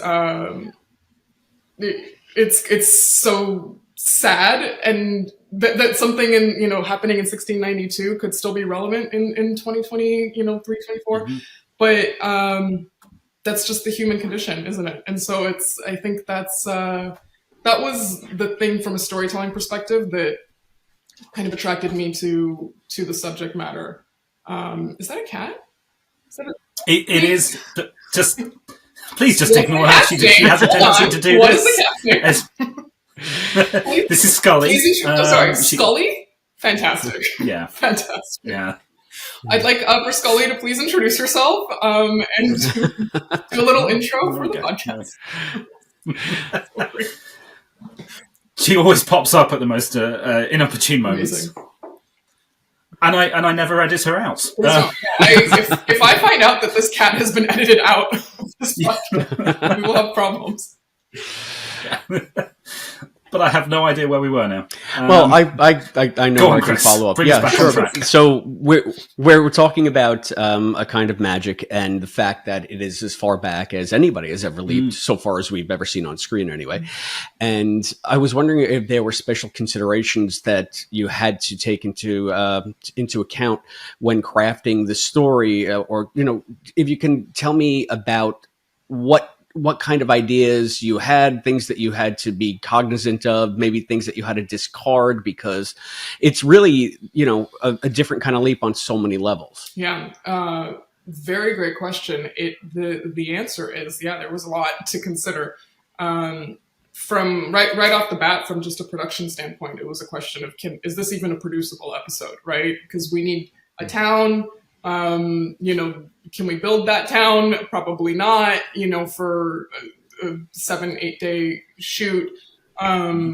We need to set the tone for that town. So we're looking at livestock. I was desperate to get a cat in there. So, can we get a cat? Can we do this? Can we do that? And it just sort of piece by piece, by the grace of God, we can only assume came together, because it was like we found this town that they had built for another movie. I want to say The Revenant. I can't remember off the top of my head. Up in the mountains over here in LA. And so it was sort of already built to look like that time period, more or less. And we dressed it to be a little bit more Massachusetts. And there was this hill that had this little church, which was perfect. And our director, Avi, really fought for all the livestock and the animals. And it kind of, I think that it sounds so silly, but I think those little details are so important, because the minute you drop into the episode, you're like, oh, we're in an episode, something's happening. And I think if you give the viewers that moment, if a lot of the rest of the episode is in a prison cell or indoors elsewhere, they feel like they got a little taste of the authenticity of that time period. So there was production concerns, and then there were also just it's the concern of when you turn on a show on network television and people are speaking Old English, it can be a problem, because people, might think that they got the wrong channel. They might change it. They don't know that they're watching Quantum Leap, whatever it is. And I'm a huge fan of, period writing. And so I really wanted to lean into, again, the authenticity of that language, but ultimately had to sort of split the difference and use a couple of words here and there that made you feel like, okay, all right, this is olden, but ultimately, understandable and not something that you need to constantly be rewinding. But like off the top of my head, Mauser is a word for cat that most people don't know, and so off the top, the top of the episode, someone says something about that, and not overdoing it with the these and thous and all of that, I think was ultimately the balancing act. So one of the differences that you even mentioned in the course of the script is, and I'm going to guess this is for dramatic purposes, in Salem they hung the witches. The witches were hanged. So the fact that you guys were having them being burned at the stake, I know it played into the overall story and the arc of the story and also the resolution of the story. But as someone who was or is vested in that period, and you know the ins and outs, the facts behind the story, are there other compromises that you felt that you had to make for dramatic purposes? That was one of the biggest ones, actually. And if memory serves, they kept, because I know we're recording this before the episode has aired officially, so I've seen the cut, but I haven't seen it on TV. If memory serves, they kept this, but I had in the script that in the church, the magistrate says burn, and then the girls say, I thought they hanged witches in Salem. So the reason I wrote that in was because I was worried that somebody wouldn't know the truth and say, well, wait a minute, what a bunch of hacks those writers are. And I wanted you to know, no, we had to change it really for dramatic effect more than anything, because the way that the story ultimately goes, there's a burning pyre, and then we're dragging the witches towards the pyre, and it's better dramatically, visually to represent that. And also there was something kind of about, the nooses that was just it's like a step too far for sort of like the tone of Quantum Leap. I think if some of that imagery, I think it's just not conducive to what, it can get in the way of the experience because it's so visually triggering. And so I think that was kind of another reason to go, hey, let's go big and dramatic, and acknowledge that, hey, we're taking liberty for the purposes of the TV show. By the way, that's something that we had to do for episode 11 too. I mean, the reality is for a nuclear reactor to melt down and explode the way that it does in that episode is highly, highly unlikely. It's just. And by the way, I worked with scientists from the Science and Entertainment Exchange to, confirm facts. And ultimately what you see on screen is theoretically possible. So that was very important to me.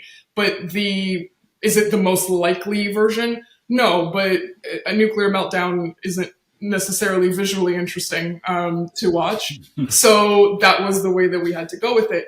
And that's something that I think I've learned from working in this industry, is that prior to this, I was a big snob about how things were shown on TV, like huge. I would have notes, I would have opinions. Why didn't they do it this way? Oh, that person's accent isn't technically correct. Oh, I understand what they're saying in that other language, and it's not, perfect. And now that I know what it takes to make, TV or film, I mean, you guys, like the speed with which we're making these episodes is astonishing. Like you're sitting down, you're breaking a story, within a week or two, the story's broken. Then you're off to write, you have a week to write the thing. Then you're shooting, you have a week to shoot the thing, and then you're editing. Like within a couple months, you have, you go from having absolutely nothing to having an entire episode of television. So I no longer look down upon people for what it takes to make something go. But I don't think it's an excuse for not doing what's right. But I think sometimes you just have to know that you have to make compromises and make the best choices, and that's kind of how it is.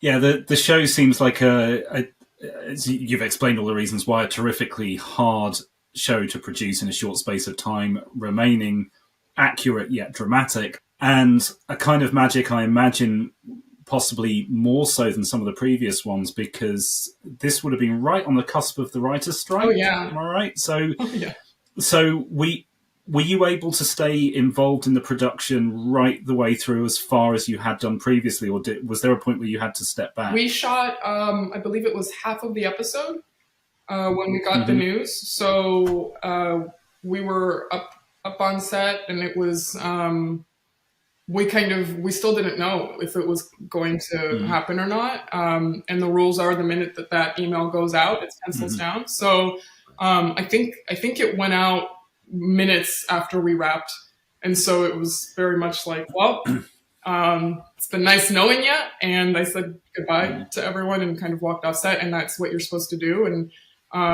then you're really, you don't touch it from there. So the sort of good news for the episode is that it was already halfway shot. It was written, the script was there, everything was there.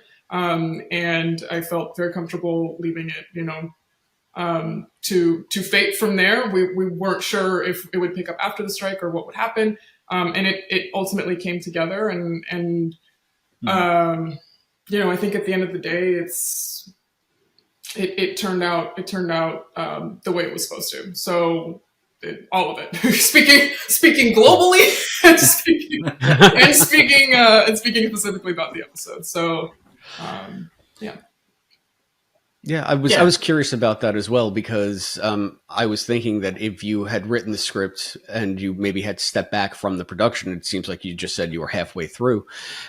Normally during the process, so there are things that you might be, okay, it's on the page, but we're seeing how it plays out between the actors and in the scene.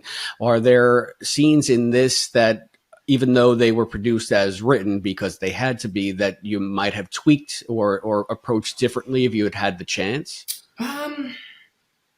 Nothing jumps to mind, and I think the reason is that we were all working very closely together while we were shooting and while we were prepping. And I really think when you prep the right way and you get on the same page with everyone, and the DP and the director and the writer are all kind of working together, and then theoretically everything should go well, and that's kind of how I think it ultimately did.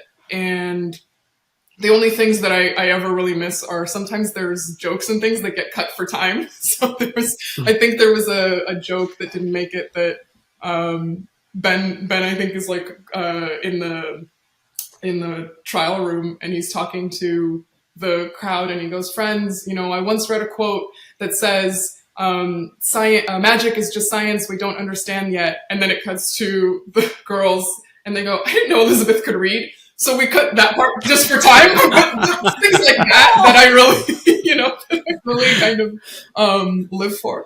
So but it's totally, there's so much stuff that ends up, not to say so much, but there's definitely stuff that ends up on the cutting room floor purely for time. 43 minutes is just not a very long time. And no matter how hard you try to write the perfect length of a script, there's always just, some things take longer, some things don't. Some scenes get a little more emotional and they need a little more space to breathe. And so you end up having to cut some of that. There's a much longer director's cut of the Exorcist episode, somewhere as well that exists, so so that's the only thing that I ever miss is just more, right? So it's more jokes, more, more space for the scenes, that kind of thing. But otherwise, it certainly is the vision. I had one other question about the time period and maybe the balancing act that you had to strike, because it feels to me that the further back in time you send Ben, the more of a fish out of water he's going to be. He's not going to be able to realistically slot himself into these situations because the cultural gap is just so wide. And you had made mention of that. Even one of the characters said to him, you in these last 2 days, you become a different person, essentially. I think she said something like your bearing is different or more strident or something like that. But I'm curious to know, again, being cognizant of what you need to do story-wise, but also to make it believable in that sense. Are there touchstones that you try to hit, or how does that work when you're approaching it? Just as far as Ben being, fish out of water? Well, yeah, but also making the character he's so far in the past at this point. I mean, he's almost going to be anachronistic by default. Right. So it's because they're just such disparate time periods. Right. So when you're approaching a story like this, and I got to assume now that there is no, limitation to how far back he can leap. Are there things that you have to keep in mind, or that you like a set of rules that you try to keep in mind to make the story seem believable, even in the sense of, these increasingly distant time periods? Totally. It's, well, the thing to keep in mind also, if for us is, we're in season 2 now. And as we hopefully keep going, every time Ben feels like a fish out of water, we have to sort of reinvent that experience, because he can't each time be like, well, whoa, I'm in a new place and what am I going to do? He's savvy. He's getting a sense of how to, pick up on clues and all of that. So in that sense, this was sort of actually a fun opportunity to suspend some of that, because no matter, usually if Ben tries to fit in, he fits in pretty well. You know, if he's, you know, thinking, he's using that logic and he's picking up on the clues, he can sort of, you know, fudge his way through the situation. And in this case, the harder he tries, the more he seems to fail, because the more he leans into science and who he really is and reason, the less reasonable the town is, right? Because it just seems more and more like witchcraft to them. So in that sense, it was actually a lot of fun to kind of let him fail a little bit and explore the humor of that. And it was also fun to let the team do something other than turn to Ziggy and say, well, what's happening and what should we do about it, right? The idea of going to the library and getting all these old archival books, and then the idea of that failing and turning to astrology is also kind of part of the fun of all of that. But it's definitely something we're constantly thinking about and keeping in mind, because it's you want to find that balance between humor and the joy of experiencing a new thing, but also believability of this is our protagonist who is not dumb, right? He knows what he's doing, and hopefully that balance was found here. Okay, I could see like striking that balance. Do you foresee having Ben go back further or as far in as the show progresses? And also, I guess the second part of that is you get to write a lot of really neat sci-fi episodes. Do you have your next big sci-fi idea for the geeks out there? I always have the next sci-fi idea in the back of my head, but I can't, no spoilers is the official answer. I think that I'm trying to think what the best way of saying this is, without confirming nor denying, because the truth is we don't know, what we're going to be able to do or not. I know I will always be pitching fun sort of, ideas for, to breaking the mold a little bit. I think what's fun about a show is doing a thing consistently so that people get really comfortable with what they're watching, and then breaking the mold a little bit and jumping to a time period that's really uncomfortable for our protagonist, or, doing something that just is a little unexpected. So I'm always looking for that episode. So I'm sure you'll see more. As far as how far back, in the past, in the future, who knows? That's something that I think you'll have to stay tuned to find out. Well, we look forward to that. Do you think you'll be for your next episode, if you can share, or for your next pitch? Are you likely to be leaning more into that hard science fiction side or more into the fantastical side? Because say those four you've had so far have been very much two in one camp, two in the other. Where can we expect to see you go next? It's so funny because it's like you're pointing out the reality of kind of what I love, which is hard science and hard magic. And I think that the fun of a kind of magic is that this was an episode that sort of suggested that maybe they're one and the same, and that is ultimately what I've always kind of loved about Quantum Leap, which is that it's sort of always had a little bit of a spiritual side, not a religious side, but a spiritual side to it, where you're kind of questioning if the quantum accelerator is sort of participating in the experience, and if so, who is the quantum accelerator, and what does that mean for us, and do we have some sort of, metaphorical quantum accelerator in our own lives, and so I think that's always a really fun thing to explore on the show. So I'm never going to tire of that topic, and I think with the Exorcist episode, that was a thing too, that was sort of like you were really meant to be left with the question of, well, wait a minute, ...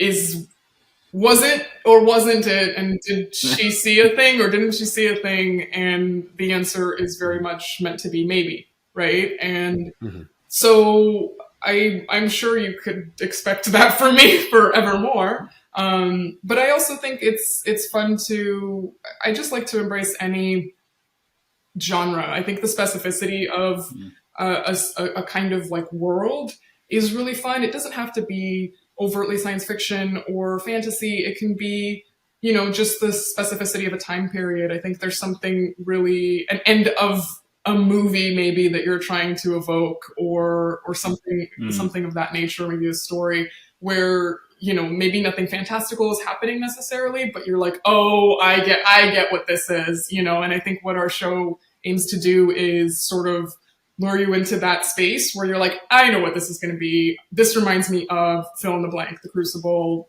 whatever it might be. And then the ending is meant to be something new and different. So in the case of The Crucible, all those people died, which is what happened in the original, in reality in Salem. And in the case of our show, there's an opportunity to say, hey, what if that's not what happens here, right? I would never go back to, I would never set an episode in Salem and say that those people didn't die, because that would be horrifically disrespectful to what actually happened. But here's an opportunity to set an episode Salem adjacent and say, hey, here's what could happen if people set their fear aside and learn to communicate a little bit better. And again, I think that's sort of speaks to the relentless optimism of the show. And at the end of the day, that's kind of what I'm here for. I'm here for the, relentlessly optimistic storytelling and the sprinkles of science fiction. It's good. I think, speaking for the fans, we are as well. So it's really good to know. And in fact, it's been a great 45 minutes talking to you to get a view into your perspective on Quantum Leap and what we can hopefully expect from you in future. Well, it means a lot to hear from you guys and from just viewers of the show, from fans, because people don't understand how collaborative television is. And from, the writer to the director to the editing to the DP to the, visual effects, all of that. Sure, that's a part of it. But I think also the viewers are kind of a part of the collaboration of what it is to create an episode of television or create a show.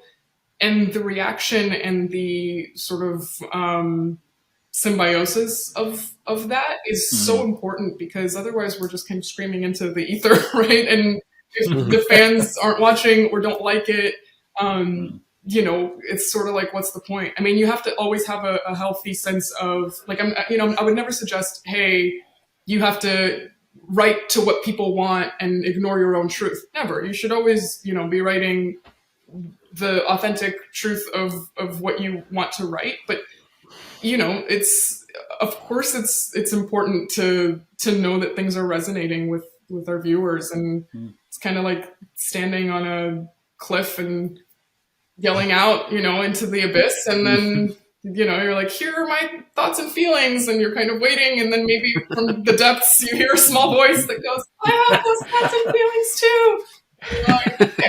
That's it resonated, and it means something. It becomes this thing that's sort of bigger than all of us. Not to get philosophical on the Quantum Leap podcast. It does become, bigger than all of us in a certain sense. I think that's just kind of how, all of art is. Not to say high art, not to say that we're making high art, but maybe a little bit sometimes.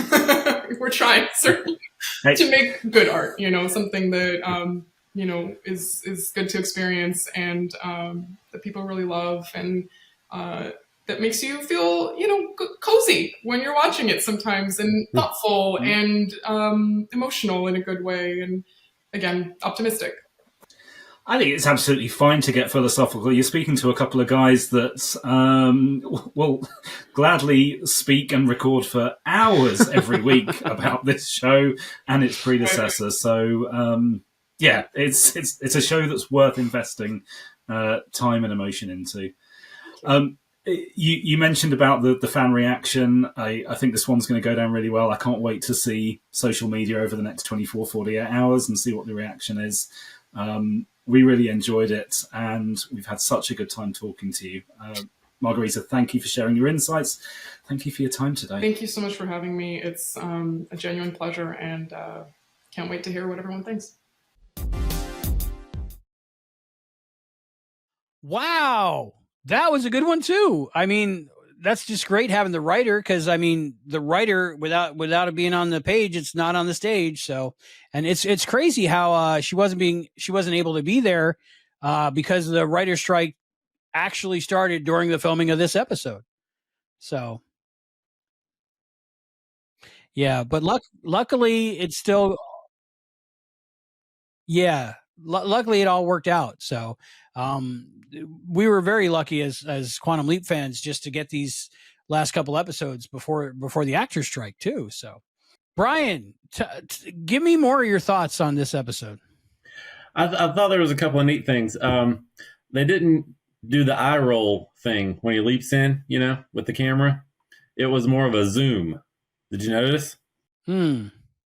I wonder if, because I know at first that was a practical camera that would do a 360 as it pulled out. But I think moving forward in the episodes, now I don't know this because I haven't talked to Anna after that, but I think they're doing it digitally almost in post. So I wonder if that was a choice in post-production or not. Yeah, I noticed that. And the same with the leap into Nomads. They did it like a zoom instead of the roll. That was just a change. Interesting. There was no mirror shot. Yes, I noticed that too. Which is highly unusual.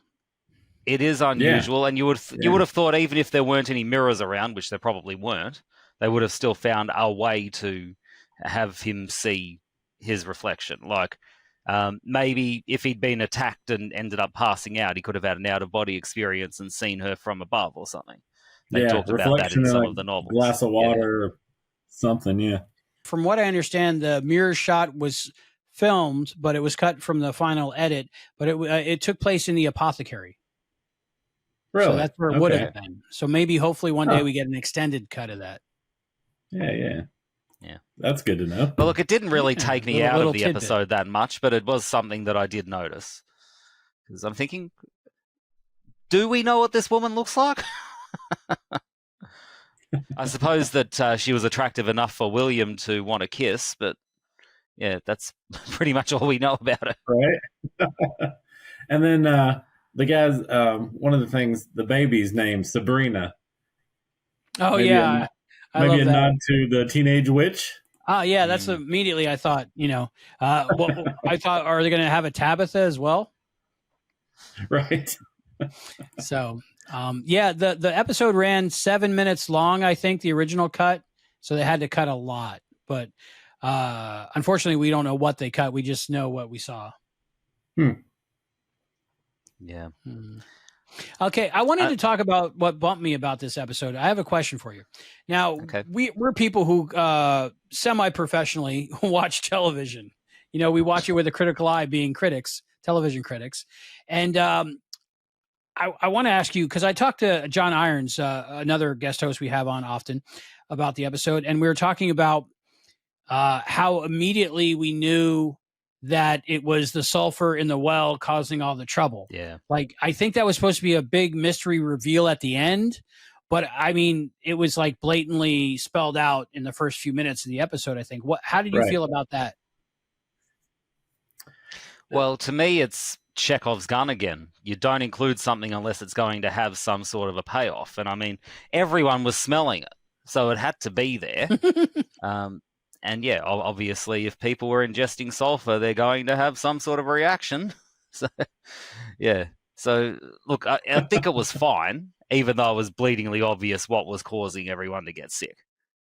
I wonder if there would have been any really lasting effects for the entire town, because they've all been ingesting that water.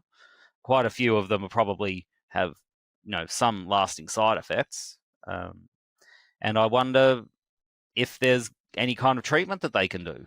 I mean, yeah, they can clean the water with the charcoal, but doesn't help out the ones that might already have some have been afflicted by it.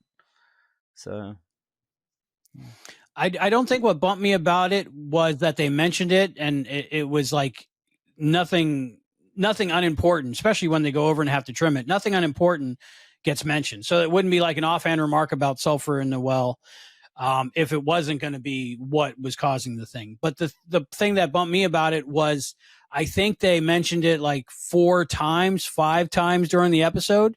And normally Quantum Leap, at least I think the original series and this series, they don't dumb things down for the audience, you know, and normally we get the clue once, but I think we got the clue once every segment of the show. You know, if there was a commercial break after they came back, they mentioned the sulfur again. Sulfur in the water. Sulfur in the water. Yeah. They were kind of like spoon feeding it. There is that, but there's also, you know, the collective stupidity of the entire town. They're associating sulfur with hell and the devil, so it would make sense that they keep spouting it as any kind of evidence to back up their stupidity, if that makes sense. So that didn't really bump me, the fact they kept saying it, simply because they were, it's the only kind of straw that they could clasp to.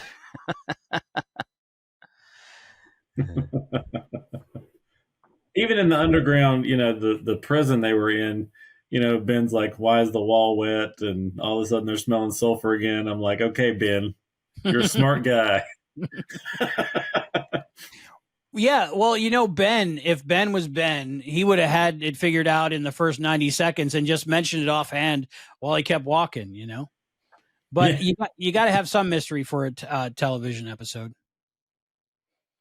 I wonder if that had to do with the writer's strike happening after Margarita only being on the set, I think, a day. And, you know, usually the writer's there, at least for Quantum Leap, the writer's there to make changes. And if something's not working quite right, to rework it. But I wonder if that's one of the casualties of her not being there, because the script might have been written before they knew that she wasn't going to be able to be there. So, like, she might have been putting it in placeholders in other parts of the episodes. And maybe, like, in the final cut, they would use 1 or 2, but not all 4 or 5. I wonder if that's the one of the reasons. Right. I don't know. So maybe I'm criticizing something that's out of their control. Well, that could be true. Yeah. Yeah, but that wasn't really what bumped me. One thing that bumped me was William recovered very, very quickly. I mean, he was dead. And then suddenly he's up and about and he's able to help out the girls and try and get them out to Boston or wherever they're going to go. And he doesn't look like he has a fever anymore. Sort of I mean, shouldn't he still be affected by his sulfur poisoning? Right. Yeah, I thought of that. I'm like, whatever killed him 2 minutes ago should kill him again right now, right? Yeah, I mean, I don't know CPR isn't going to cure sulfur poisoning. Right. Might keep him alive temporarily, but that's about only it. Until you could get him to the hospital and they could work on him and you know, stuff. I don't think it's like in the movies. I saw CPR done once in real life for somebody who died, and it was just nothing like television or the movies. It's very gruesome and very horrible. Oh, it's and disgusting. From what I understand, hardly ever works. But for writing, it's good. But in real life, no. He wouldn't have just got up and walked around. He would have had broken ribs and bruised heart, and he would have been in intensive care for a few weeks. But, you know, instead he helped him escape. I guess back in those days, they just walked it off. A lot of things. Even when I was a kid, that's how things were cured. You walked it off, whatever it was. Yeah, you got hit by a car. Walk it off. Another thing that got me was the charcoal thing. Okay, a piece of wood that just been burned is not charcoal by any means, and that won't clean your water. So that's sort of no. I don't know how that got put in there. They might need a science advisor. Maybe it would have just been too boring to go back to the apothecary and get some actual charcoal. Yeah. Maybe 2 more scenes where they go back to the apothecary. Yeah. The only thing I thought, because it did look like charred wood, but I thought maybe they had charcoal to start, like as a starter for the burning at the stake. Because somebody said we're cooking steak or burning at the steak. What? I'll bring the charcoal. Okay. Yeah. You don't have a gas grill? No, they haven't been invented yet. Well, she goes and just picks up a piece of wood out of that fire. Now that fire has just gone out. There's no way she can pick up that piece of wood and not burn the crap out of her hand either. So just little things like that kind of got me. Visually, it worked well, though. Yeah, sure. I mean, if you don't think about it, it's fun. It's a fun little ride. Something Morgan said at the start of the episode I thought was going to end up being important. Turns out it wasn't, unless I misheard her. They were talking about, why are your flowers still alive and so beautiful in front of your shop? And she said, it's because I carbonate my water before I use it. Maybe I misheard her because, I mean, why would carbon in the water help? And I thought maybe if they'd said, like, I clean the water with charcoal or something first, then that would be another hint for how they can, get over the problem of the sulfur contamination. But yeah, it was just a weird line to have in there, unless I misheard it, which is quite possible. No, that was in there. The carbon, I guess, from the charcoal, right? Was that what that was? And then they found the charcoal in the pitcher of water in the apothecary. It did kind of.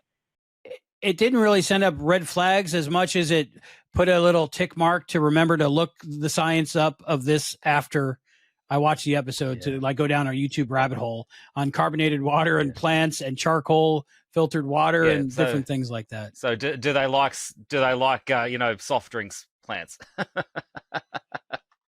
So, and another thing, just because we know, like, say carbonated water, I don't know the science between carbonated water and plants, but even if it doesn't work and we know that now, who knows what they thought it did back then. So it's not anachronistic as much as interesting.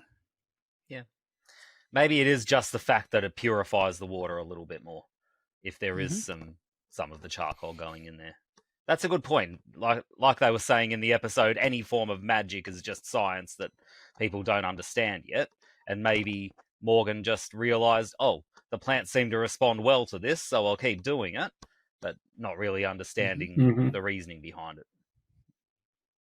And correlation isn't causation, right? So that's correct. But back then, if you didn't drown, you were a witch and they killed you. So who knows what logic system they were using back then, if any. Yeah. Well, look, what was it that they said? If you plead guilty, then you'll be saved. But if you defend your innocence, then we're going to burn you at the stake. I mean, who in their right mind actually would,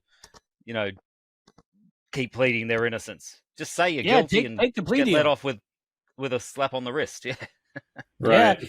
If they were going to kill me, I'd say, give me your book. I'll believe anything. Just don't kill me.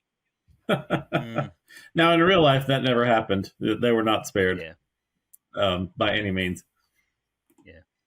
Well, in real life, this hysteria that was that a good chunk of the country was going through was actually caused by ergot poisoning. There was particular contamination to a lot of their wheat, and it ended up being the same effect as LSD. So, yeah. So they were all completely off their chops. LSD that wasn't gluten-free. Interesting. Yeah. All right. Well, we got more interviews. So why don't we go and hear from the woman who ran the apothecary herself, Amanda Jaros, who played Morgan McKenna. And we'll be right back.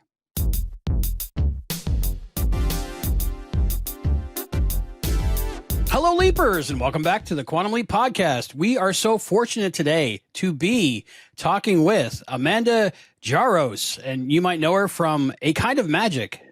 Is that the episode title? I think so. Yes, that's the episode title. It's been like 2 weeks since I watched it the first time, so I watched it 3 times. Very good episode, and I love the character you play. I want to talk about that, but before we talk about that, I want to talk about you. When did you first get the acting bug and want to start being a superstar? Oh my goodness. I don't even know if I want to be a superstar. Let's see, I first started getting the acting bug when I was really little. I would be in school plays. I would write and perform plays and make my cousins perform them on family vacations. I wanted to be a veterinarian or a zoologist because I love animals. And by the time biology and chemistry rolled around, and I realized it was definitely not a strength of mine. My dad had actually said, well, have you ever thought about being an actor? And which is pretty rare for most creatives to be able to say, oh yeah, my dad suggested it. And I knew as soon as he had mentioned that as an option, I was like, oh, that's definitely what I'm supposed to do. I just thought it was something fun to do as a kid. I didn't realize it could be a job. So that forever changed my trajectory. But I had always been performing ever since I was little. That's awesome. Yeah. So how did you get into it professionally? Like what was that like? Oh gosh. Okay. Let's see. My first union job was on Criminal Minds. I had done some short films and, non-union things. You tried to just have experience on set. But Criminal Minds was, that first show where you realize you're on a big budget and it's a network television show and you're working with a lot of professionals. And I absolutely loved it. It was the job that happened to Taft-Hartley me, which means you go from being non-union to union, and it kind of changes the caliber of work that you end up doing. And I just had a heart for network television since then. So it was a great experience. So I see that you've done some TV work. How did you parlay that into the role that we saw you in on Quantum Leap? Yeah, the creative process is similar for most of my acting roles. When I examine any type of character, I like to do script analysis because I also have a background in screenwriting. So I will give all the pages that they provide a read through and figure out that character's background and story and what's their motive. What's their objective? What do they really want from each scene or from the arc of the overall story?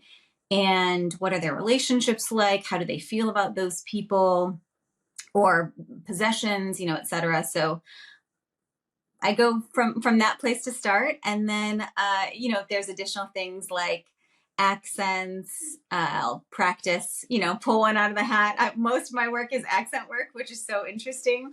I had a friend of mine say, on your reel, you have a different accent for every single role you do, which is pretty true. But I love it. So, that makes it more fun for me. Another thing to practice and to develop as an artist. So yeah, that's the approach I take with almost all of my characters. I have to say, your accent work is amazing. We were convinced for a couple weeks that you were actually Irish, and then we started researching you, and then we saw your demo reel with another different accent. I was like, hey, and then we started looking, and then like, oh, born in the United States. Wow, she's really good at this. Oh, I'm glad I convinced you guys. That's so sweet. That's such a great compliment for an actor that really has a heart for accents and dialects. So I appreciate the compliment. Thank you. Well, if I can follow up a little bit on how you were describing your process about getting to know the character and finding out what the character wants. This was a very different episode of Quantum because it's as far back as the show has ever leapt. And we spoke to the writer, Margarita Matthews, who was telling us about the research that she put into creating the story, crafting the story to do the homage and to actually treat the era with the respect it's due because of everything that happened in Salem. I was wondering if because of that historical bent, did you do any extra research in figuring out your character, mannerisms, things like that? First of all, I love Margarita. Her work was stellar. She was such a pleasure to work with. And unfortunately, during filming, she actually had to bow out a little early due to the strikes. So we had her for when we started filming, and then we had to say, we'll support your script from here while she went to the picket line. So it's great you guys got to talk to her. Yeah. But yes, so what I like to do is I will actually research the time period and the location that my characters live in. And so this I was a bit more familiar with because of plays like The Crucible that I grew up reading and watching. But you don't just want to take, someone else's creative liberty and have that solely impact your performance. So I just knew of that time period and what people were struggling with at that time. But then you end up doing historical research, which is a delight of mine. So yes, I did additional research as well. Were there things that you found in the research that directly informed the character? Anything that you can point to? Gotcha. So there wasn't one thing that I can recall that informed my character. However, I do remember something that made a greater impact was amidst my research, I ended up doing more of a deep dive on psychology, which is another thing I love to study, and the effects of a mob mentality and how difficult it is for someone to go against the grain, which is essentially what my character does. So that's something that stuck out to me versus more of any of the historical facts that I had already been somewhat informed of. Gotcha. That was one thing about your character in this episode that I really enjoyed. You seem to have a good sense of agency and like power for a woman back then, which was unusual, especially in that type of town in that era. And I was wondering, the backstory for your character, to me, like the first time I watched it, I was thinking, well, maybe she is a witch, maybe she is Wiccan. Then another time I was like, maybe she's just a scientist. Like, what is your backstory for the character? Yeah, so it is what is presented. So she actually owns an apothecary shop, and she is an herbalist. She is someone that appreciates using nature to be able to heal people, to be able to bring peace to people, whether with certain teas, flowers, etc. So it's interesting that she's so holistic, which I feel like is very popular now. But back in that time period, if you combine the right things, oh, you're a witch, right? Mm-hmm. So yes, it is. She doesn't have any ounce of witchcraft in her. It is just, these false accusations that she has to navigate through, which she does do with some robust reactions. So, I liked her sassiness. I think when the character was presented to me, they said someone who is, let's see, some type of, I don't know if they use the word sassy, but Juliette Lewis, like, tells it like it is. And I just knew that this character was going to be fun. So, and she certainly was. So awesome. We already, like we mentioned, we spoke with Margarita, and I also spoke with Jett. She played one of the mean girls. Yeah. And she was telling us that things might have had to change a little bit due to illnesses on the set and like changing of schedules. Do you want to talk about that at all? Oh, sure. Hilarious. So let's see. We were a weekend, less than a weekend, somewhere around there. And there were a couple of positive COVID cases. And I don't recall having any interaction with any of those positive COVID cases. But NBC is great in so much as, they're following union guidelines. They're following, they don't want more people to get sick. So I appreciate any type of COVID protections that are put in place. I did test positive. I didn't have any symptoms, which was a godsend. Some people, once I came back from having to quarantine, they were like, was it a false positive? Which we don't know. Because I did end up having a false positive test when I got back. So that I had a positive, but then immediately a negative. So there was some confusion there, but I did the right quarantine and all of that.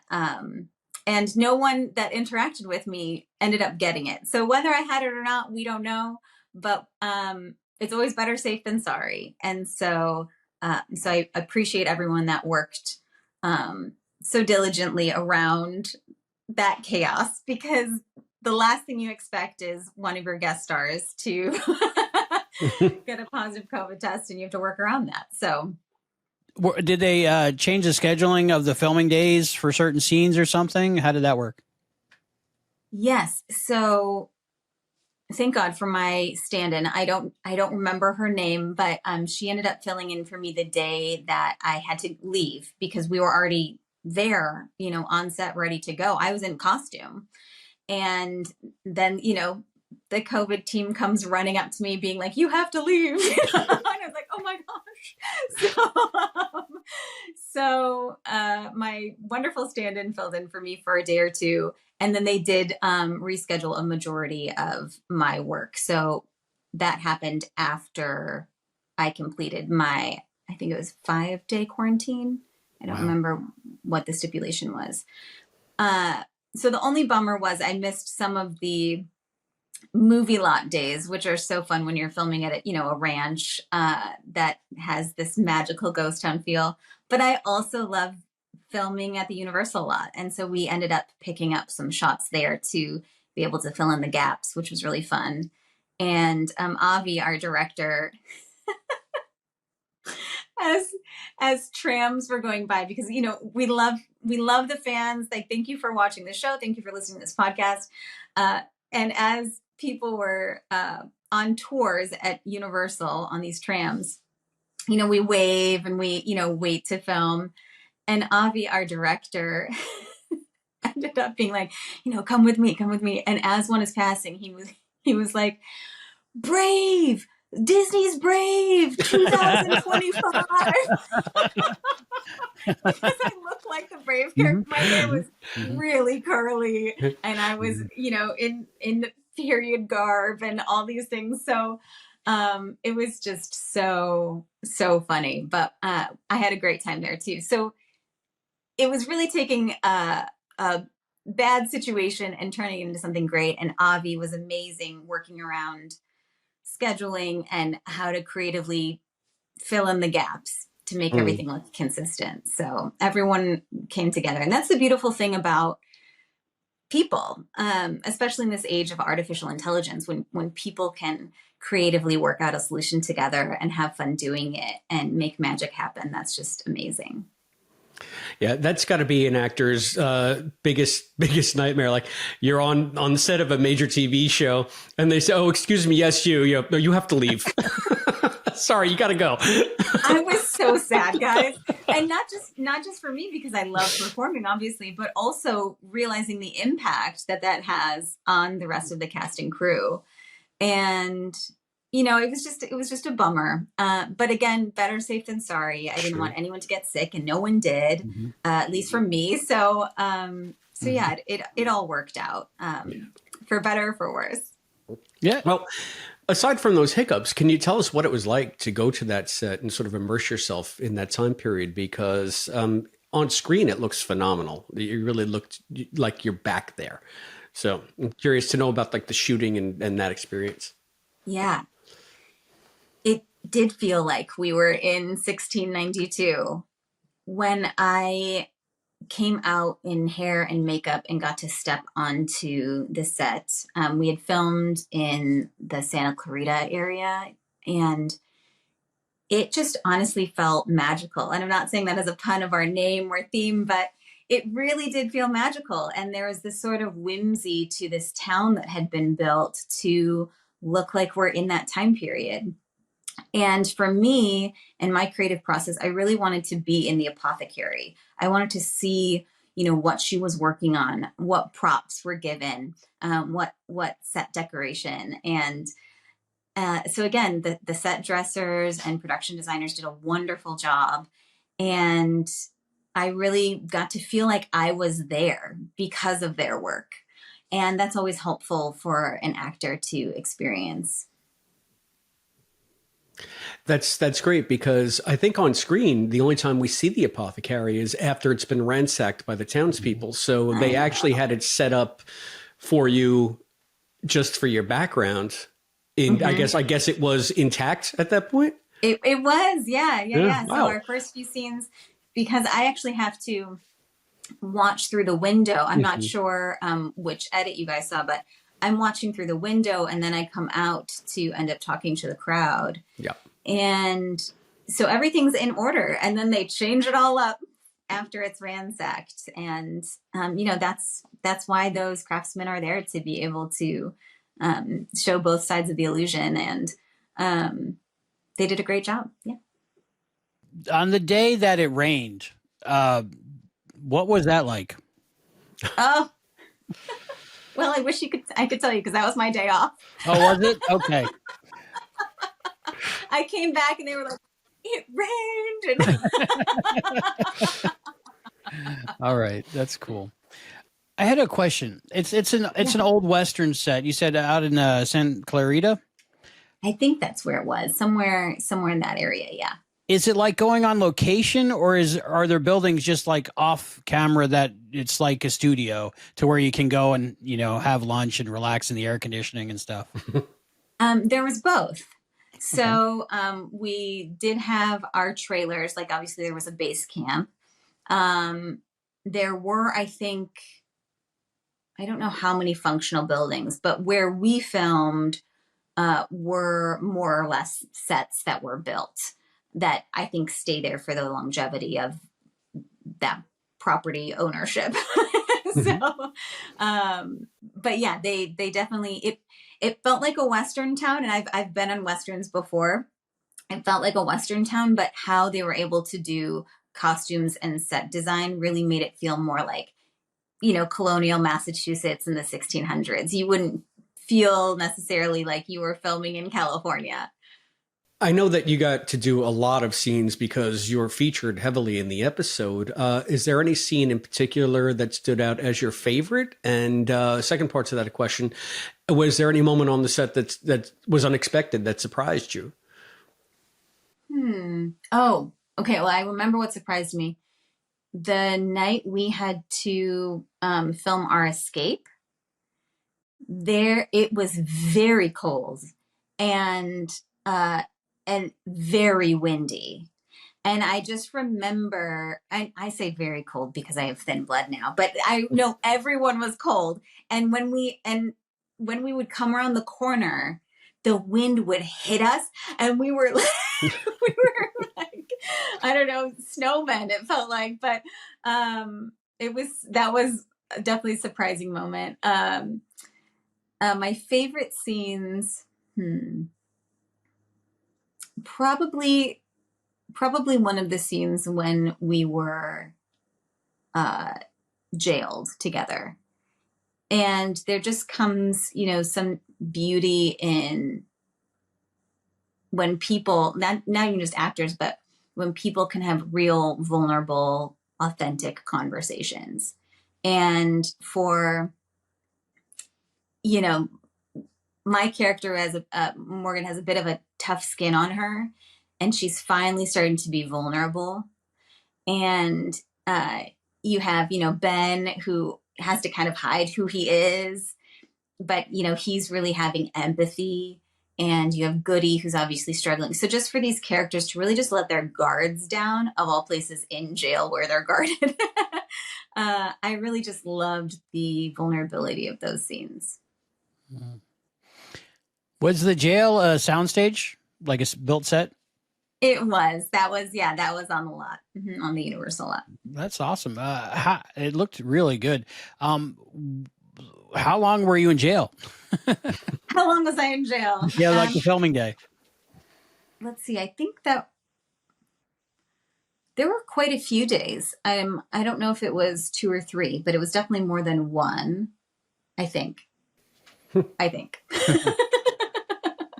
But also that may have been one of the things that had to be rescheduled or worked around. I'm forgetting. It felt like we were walking into a cave, and eventually at some point I remember the cave. I was like, okay, we're going to the cave, and the cave is our friend. Like I was just walking in with that mentality, because there's no sunlight, there's no, you're in a soundstage, and then you're in a like dome in a soundstage. So this episode seemed to have a large guest cast and a lot of townspeople also, like background actors. What was that like with so many people?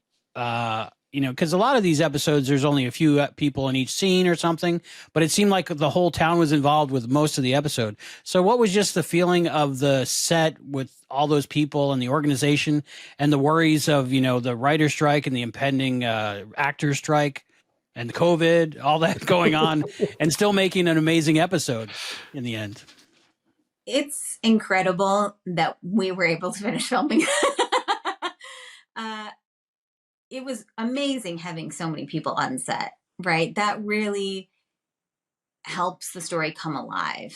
And I'm always so appreciative of extras and the work that they put in, because without them, things would just seem so much more empty and or artificial. And so, so thank you to the extras that were working on set. And there was a recurring joke among some of the cast and crew of like, we don't know if we'll be working tomorrow. And you just never know with these things, right? And I know that everyone was supportive of writers going on strike, and everyone is supportive of actors going on strike, and we're appreciative of IATSE and Teamsters, who were unfortunately very negatively impacted by both strikes, and yet still supported us in those plights for stronger negotiations. And so, so again, thank you to just each union that collaboratively works in TV and film. But yeah, we never knew if our production would keep going or not. And that's because we didn't know how soon the SAG-AFTRA strikes would come, because obviously we had this script already ready to go. So we were going to shoot the script. But if the actors were to have had their strike happen any earlier, then all of production would cease. So essentially it was just kind of waiting on a breath. And fortunately we were able to complete our filming, which was definitely, I consider, a blessing to people who want to work, because we want to work. We love what we do. So, so yeah, that was definitely a trepidatious factor, but it ended up working out. When you all wrapped, was it like a sense of relief? Like we accomplished it. We did it, actually. Yes. And I think because of my quarantine, I think I had to do some pickup shots after everyone else had wrapped, if I remember correctly. So we had this big courtroom scene, and everyone, all the hugs and all the photos and all that, and it was so great because everyone realizes, you're doing this thing together. And then, it's kind of, if I remember correctly, it was like Avi and I were like, okay, well, I'll see you tomorrow.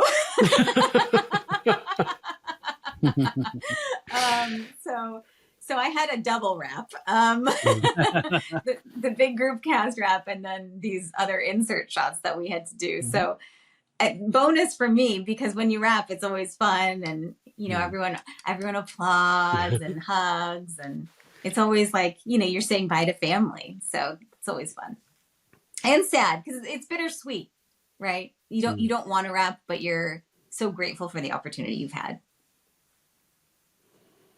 Was this the last project that you were able to do before you had to go on strike?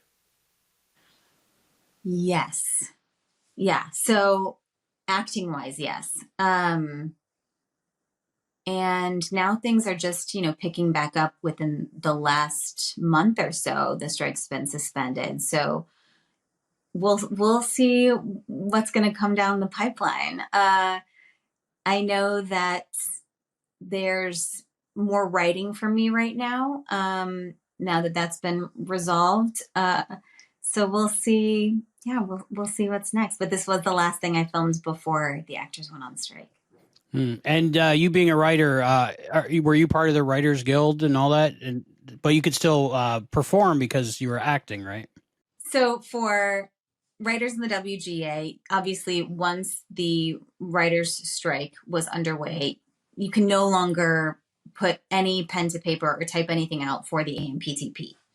And so anything that already had a contract underway or a final script, you're able to shoot that. And that's how, with Margarita's wonderful script, we were able to film, because she had already done this amazing job and completed her work for that episode, and we could just roll with it. Obviously, once the actors had their strike, we could no longer perform on AMPTP productions. But as a SAG-AFTRA actor working on a WGA script, I could still perform on that script because it had already been completed. Does that make sense? It does. Okay. I followed you. Yes. Thank you. Yes. Because we wonder about this thing. To death with that description.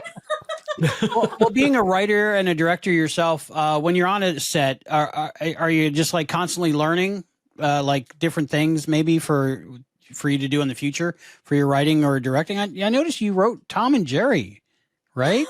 How cool is that? I think we all watched that as a kid and loved that. Yeah, I was one of their writers for the Tom and Jerry show reboot, and then Tom and Jerry in New York. Mm-hmm. It's funny how that fell into my lap a little bit, and I'm very grateful for the opportunity, but I also didn't really have a passion for animation writing. I actually prefer narrative live action films and television, and so it was just a great learning experience to see how different animation writing is. The format's different, the writing room is different, I should say the lack of writing room. And the unions are different. Actually, animation writing is currently under the Animation Guild instead of the WGA, which is also interesting. And so, yeah, it was just a learning experience. And per your question of how I observe other occupations in my line of work, yeah, every human experience, you can learn something. And I think I'd have to probably be like a clinical narcissist not to be like, I'm not going to learn from that person. You know? I already know everything. So, yeah, I know I fully embrace I don't know everything. And there are people with great expertise that I've had the pleasure of working with. And I love learning from people and their vision for their own occupation.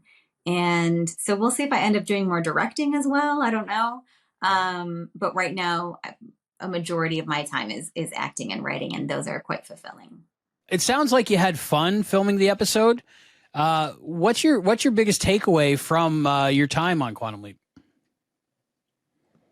Biggest takeaway. It's always a delight working with people who love what they do. And everyone was so welcoming, because when you're a guest star, you're stepping into another show where people have kind of a rhythm, and, they see each other every day for months at a time.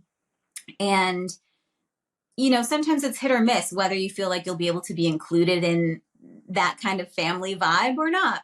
And you just take whatever the circumstances are with stride. But this show was just so welcoming, so kind, and everyone was just, even amidst all the chaos and all the crazy factors that happened, everyone made it work. And it was just such a positive experience. Do you have any upcoming? I know there was a strike, so probably not. But are you currently working on anything or upcoming stuff that we should be on the lookout for? Well, let me figure out how much I can say. Okay. I am currently in development on a couple of indie feature films and on a new TV show. We are going to see how it goes, because there's a lot of meetings involved and different networks and figuring out what's the best fit and contracts. So I'm in the middle of going through that stage with more of my scripts. But I will say on each of the scripts I've written, there's normally a character that I like to play. Isn't always the lead. Sometimes supporting characters are more fun for me, and sometimes the leads are. So we'll just see which of these 3 projects will we'll see which one takes off soon enough. So we can rest assured we'll see you somewhere in the near future. Yes. So Oh yes, yeah. That's good news for Quantum Leap fans. Yes. Yeah. Are there any other tales from the set that we haven't touched upon? Aspects of your filming that you'd like to relate, and or any messages for the leapers out there that are listening? Well, I think I would just love to end by saying thank you to all of these leapers for all of your support. And, obviously any job in entertainment can't succeed without its fans. And so we really appreciate your support and views and listens and all the things. So thank you. Thank you to you guys. And thank you to the fans. Amanda Jaros, thank you so much for being on the Quantum Leap podcast. Thank you. Thanks for having me. Wow. Amanda Jaros. I'm just going to say this, guys. Like, I don't get paid for this job, but this is my favorite job I've ever had in my life. Talking to these brilliant people. Yeah. They're so kind and intelligent, and they're just great people. And I love talking to these people and finding out more about Quantum Leap. It was amazing to find out that whole thing with people testing positive. And what do you think? Did you notice she wasn't in some of the episode? No. Nope. Not a bit. So they covered it up very well. No. Very well done. They did. And my guess is it was a false positive, but because nobody got it from her. So, but everybody thought she had it on the set. So I like how it's kind of hush hush until after it's been a while, and then they all talk about it. But everybody always says, I don't know if it's okay to talk about this, but yeah, that was great talking to her. She's just a great person, and a really standout performance in this episode, I think. I thought so too. Of course, yeah. All right, let's talk about her character and the rest of the characters after we come back. But I want to go to another interview. We're just rich with interviews this episode, which is great. We're finding out from people over there. Let it rain, let it rain, and the well of interviews floweth over with sulfur. Yeah.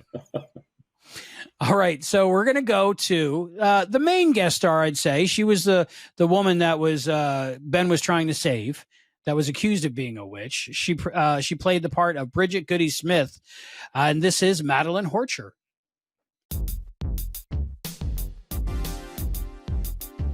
Hello, Leapers, and welcome back to the Quantum Leap podcast. I'm Albie, and with me is Chris. And today we are so honored to have the guest star.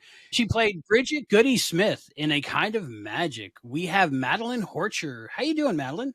I'm amazing. So happy to be here. Thank you so much, Albie and Chris. Welcome, welcome, welcome. Yes, thank you so much for being here. Of course, it's my pleasure. I want to talk about the episode. This is a really great episode. We all enjoyed it, but I want to find out more about you first. So tell me about your early career and what made you want to be part of the acting entertainment community. Yeah, I mean, it's kind of a crazy choice to make, especially because all the rejection, but I loved it. I mean, growing up, I always felt that I leaned more toward the creative side. I did okay in school. I was actually, I loved being a student. So I really excelled in school, but I knew that I was just doing it out of obligation. But I thrived in the drama program and singing and piano and dance, all this stuff. I was like, this is what I meant to do. And I would watch shows and movies, and I was like, oh my gosh, I could do that. I feel like I could be really good at that. But at the time I was living in Alabama. So not much opportunity there for the entertainment industry, sadly. But I just remember I was 12 years old. No, wait, scratch that. I was 10 years old, and I walked into the kitchen, and both of my parents were sitting at the table, and I was like, hey, I'm going to be an actress. And they were like, that's so cute. And I was like, no, I'm going to do it. I'm going to do it. I don't care what I have to do. I'm going to do it. So I started out just kind of researching auditions online. I would literally just go into Google and type in auditions, currently casting. And it was just, you know, obviously 90% of it were like all scams. And they're like, if you pay us $4,000, we'll get you in front of the casting of like Disney and blah, blah, blah. And I was like, oh my God, this is so cool. But then I, like, by chance, I happened to run into like an ad that said that they were casting this tiny kid show in Pensacola, Florida. And I was playing competitive soccer that frequently took me to Pensacola, Florida. So I was like, this is great. I'll tell my parents about it. And then they'll have to say yes because I've been bugging them for weeks about it. And they were so kind. They indulged me in that fantasy and they took me, and it was a scam. We had to pay so much money. And I was like, let's do it. Let's just do it. I'm so excited. And they were like, you're insane. You are insane. But by the grace of God, it did actually work out because it led me to this acting competition, which I won. And the prize for it was to come out to California, see if you can get an agent and a manager. And the rest is kind of history. I signed with William Morris, which I was very shocked about. And the manager that I have till this very day, who has stuck it out with me through thick and thin, that man deserves an award because I'm so dramatic. And yeah, that's kind of like the whole journey of me starting. And then it was many years of just a lot of crying and being like, why isn't this working? And then just, you know, jobs here. And then my family ended up coming out officially to California. And then now my sisters are acting, and it's kind of, now it's like a family thing. It's really great. So you paved the way. So you went I would like to think so. You went from 10 years old, and then you were 10 and a half, and you won that contest, and you've been in LA ever since. I've been in LA ever since. It's so funny because initially in my mind, I was thinking like, you know what? I feel like I can be in LA for a few months, and then I'll just book a bunch of jobs, and then I'll go back home to Alabama, and then I'll have some downtime. But it was not like that at all. The path to success is never linear, and all the plans that I thought that I had just got crumbled up and then thrown out the window, which is great because I feel like every job that I've done has prepared me for the next job and the next job. And it's just like, it's just pushed me even further and to just work even harder. So I can't say that I'm too sad about the way that things went. I should say not. I would hope not. No. So tell us about how you got onto Quantum. Well, I got the audition, and I was like, it's so strange because I've always had a dream of doing something supernatural and then also doing something like a period piece.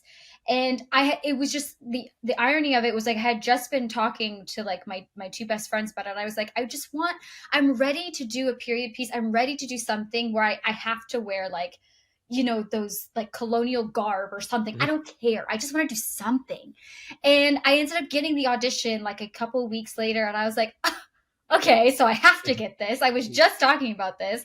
And funny enough, Avi, the director of our episode, I actually worked with him years ago. I had worked with him for like on an episode of like MacGyver. And I was like, oh my gosh, okay, this is just like the stars are aligning. Like, I don't care what I have to do. I have to get this job. So I did the audition, and I was extremely stressed because I was like, I want this to be perfect. It has to be perfect. And I don't know if you guys know this about life, but when you want something to be perfect and it just turns out it never is. So I was like, I did the audition. I'm crying. I was really upset. I was like, I hate this. I ruined this. I just completely ruined it. And I sent it off, and I was just like, you know, folding my arms, thinking about it, completely pondering the whole time. And I didn't hear anything for like days. And I was like, okay, well, I know how this is going to go. Let me just do a little, you know, woo-saw moment so I can just get back on track and chill out and not feel so sad about it. Because normally I can jump back pretty fast now. But this one was like, it meant something. It was really special. So when I didn't hear anything for a few days, I was just kind of like, okay, whatever, just shake it off. It's not a big deal. And then I get a text from my manager, and he's like, hey, just wanted to update you. You're pinned for the role. And I threw my phone. I was so happy. I started screaming. I called my sisters. I was at work at the time. And I called my sister, and I was just like, dude, I'm pinned. Fingers crossed. Like, let's do this. And the irony too is that all of my sisters actually auditioned for some of the roles as well. The other 3 girls who were like completely attacking me, saying like, you're a witch and everything. Yeah. So I was really hoping that we all got to work together. And then I told them that, I told my sister that I was pinned. And then a couple days later, I get a message in my Instagrams like from Avi, and he was like, hey, just don't get COVID anytime soon. And I was like, what does that mean? And I didn't want to pry too much, because I was trying to like settle my nerves, because I was like, oh my God, wait, what does that mean? And then like 20 minutes later, I get a call from my manager, and he's like, you booked it. I screamed. I did the whole thing. It was great. When you say that the role was special to you, was it just because of the period stuff, or were you already a fan of Quantum? Were you familiar with the show before you auditioned for it? Yeah, I was familiar with the show. I had seen a few episodes. I wasn't watching religiously, but the second that I got the audition, because I wanted it so bad, I binged the whole first season, like in a day. I still have like the app and everything. And I was like, look, I constantly was just like watching, just because I was like, okay, what's the tone? You know, how do I make this, you know, to be as close to like what they're looking for as possible, which is hard, but it's like, you know, I tried to just cover all the bases, because I was like, I want this bad. And then once I watched it, I fell in love. I know that it's based off of a show, like off of the original Quantum Leap. And I was tempted to watch that one, but I was like, you know what? Let me not overload myself. Like, let's just watch this season and see how it is. And I mean, it's amazing. Ray is so talented, and just like the way that it's shot and all the characters that he gets to play, I just fell in love with it. It was amazing. But yeah, initially I knew of the show, but I had never really like watched it. Was there any pressure going into this role, knowing you were such a big part of the episode, like the main guest star of it, and had to carry it for the most part? Oh yeah. I feel like with, you know, there's always such a huge responsibility anytime you step onto a show, especially one that's like, you know, has a huge fan base. Also is like, you know, it does really well. So I was like, okay, how do I want to do this justice. And I think, I myself am very much a perfectionist. So I was just like, I want to make this as, you know, enjoyable, but also realistic as possible. And yeah, there was a huge responsibility, but I was grateful for it, because I did a lot of research as well for like the time period. And funny enough, my character is actually based on a real person, the first woman to ever be like, you know, killed in the Salem witch trials. They just changed her name. The original woman is Bridget Bishop, and I'm Bridget Goody Smith. So it was pretty like fascinating. I saw that and I was like, oh my gosh, I'm not even just doing this for a show. It's actually like a real person who unfortunately lost her life to all of these trials. So I was like, I want to really do this justice. And I hope I did. And I hope that everyone thinks so as well. Well, we think so. Oh, yay. That makes me happy.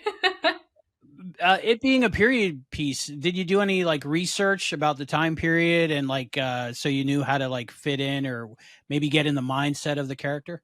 Absolutely. Mostly because I feel like during that time, women had such a particular role. And I feel like, you know, when a woman not only loses her husband, but is also being blamed for a lot of these, you know, deaths that are happening in the village, I was like, okay, like what does that feel like? How restrictive, like, is she in her life? And also even like for the audition, I was like, do I have an accent? Should I do an accent? What do I wear? I was so confused as what to wear. And that cracked me up, because luckily I had this like really uncomfortable, itchy wool sweater that I was like, you know what? She's probably so out of place, so uncomfortable. This makes me feel like I want to scratch my entire skin off. Like, this is great. This is perfect. It feeds me. And then because we wear bonnets in the show, because it's like during that time, you know, women had to cover their hair and, you know, be very respectful to the men and all of that. And so I was like, I don't have a bonnet, but I can just tie a t-shirt over my head. Let's just do that. And so it was like, it really fed me to kind of be, you know, research and see like everything that, you know, they had to go through. Plus on top of it being accused of all these, you know, heinous things, it was like, it really helped me a lot. It gave me a lot to work with. what backstory did Bridget have in Margarita's script, and also what backstory did you add to your character? Well, so it was it was actually very vague, I'll be honest. So most of the time in the scripts, they don't really like give you too much backstory. They just kind of give you the general, like, this is how old she is. This is what just happened. My husband obviously just passed away because he was sick. And yeah, they just explain like, oh, she's this age, she's a bit reserved, but maybe she finds her strength down the line. They're very kind of general. And so I was like, which I don't mind, because I mean, it doesn't, like, I feel like it doesn't pigeonhole me into one thing. And because I don't want to get caught in like an idea of like, okay, I don't want her to be like, I'm a witch and all spooky and stuff. So I actually prefer that, Margarita kept it very general. Because I was able to really play with it and have fun and kind of create the world from the ground up, which is, I mean, it was just such a blast kind of working on it. It was stressful because, again, I wanted it to be like perfect, but I think there was, like looking back and, seeing everything and actually rewatching my auditions and stuff, I realized I was like, you know what? As long as it had life, that's all I really care about. And my only backstory that I brought to it was, I mean, I think I've said it a couple of times, just like the responsibility of, playing a real person, playing someone who actually, went through this. And obviously, like, there isn't a lot on her historically, but I was like, well, that's fine, because I can take what I have and then just build off of that and, do it justice. It seems to me that you were very cognizant of how dynamic the role was in the course of the series, but I mean, it was a dynamic shoot as well. Can you tell us a little bit about both the location shoot and, I guess, the studio shoot, because you had a lot going on? What was it like? Oh my gosh, it was amazing. I mean, just the thought and the specificity that they put into every single environment that we had to shoot in was just like, that was mind blowing. I remember like walking onto set for the first time. It was like I was in my wardrobe. I had my bonnet on, and I just I had to take a moment to kind of like settle in, because it just was breathtaking. They had goats, they had chickens, they had horses. There was like everything was there. They had like cured meats hanging from these buildings, and I was like, there's so much detail that even if like I was, because sometimes, you go on set and you're like, oh, I'm not really in it today. I need to focus and everything. It wouldn't have mattered. You walked onto the set and you were like, I just walked into a time warp. This is so beautiful. So every single detail was so wonderfully thought out. I can't even imagine, like, it was just so incredible. And then working on the studios was even crazier too, because they had to build these really insane sets. They had to build like a cave, a dungeon. I mean, they put sand inside an entire entire stage. I was like, this is insane. This is so cool. And then we had like a courtroom and all this, and like a chapel. It was insane. So honestly, the set design for this episode, if I'm not going to watch anything, I'll watch just that. It was just so crazy. What was the most challenging part of the shoot and bringing the character to life? I would say the weather. It was really cold. Yeah, we've heard about that. It was actually really cold when we were shooting. And obviously we can't, during that time, we can't have like these big puffer jackets and we're just walking in on set like, hey guys, how is everyone? It was a little cold. So the weather was definitely a challenge, especially when we were shooting at night. We also had like a lot of, I guess, I wouldn't say stunts, but they were like, we had fire. We had a lot of like fire going on, to burn out the stake. And then we had rain. So all of those things, like I don't say they were challenging, but they were very dependent on the weather, because we used a rain machine, which did its job. We were all soaked by the end of it, but it was fickle, because if the wind was hitting it the wrong way, we couldn't turn it on. We couldn't use it. But then, because there's a scene at the very end where I'm, getting washed in the rain and everything's being cleansed and it's great. I was shooting that, and there was a moment where I was like, there's no rain. Where's the rain?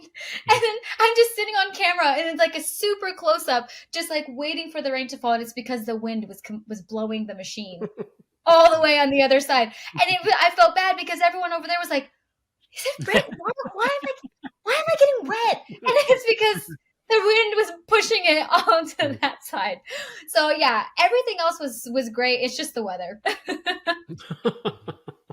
That's funny. We're with the set design and so many background actors and the wardrobe, it being a period piece. Were there ever times where you felt like you had actually been transported back in time?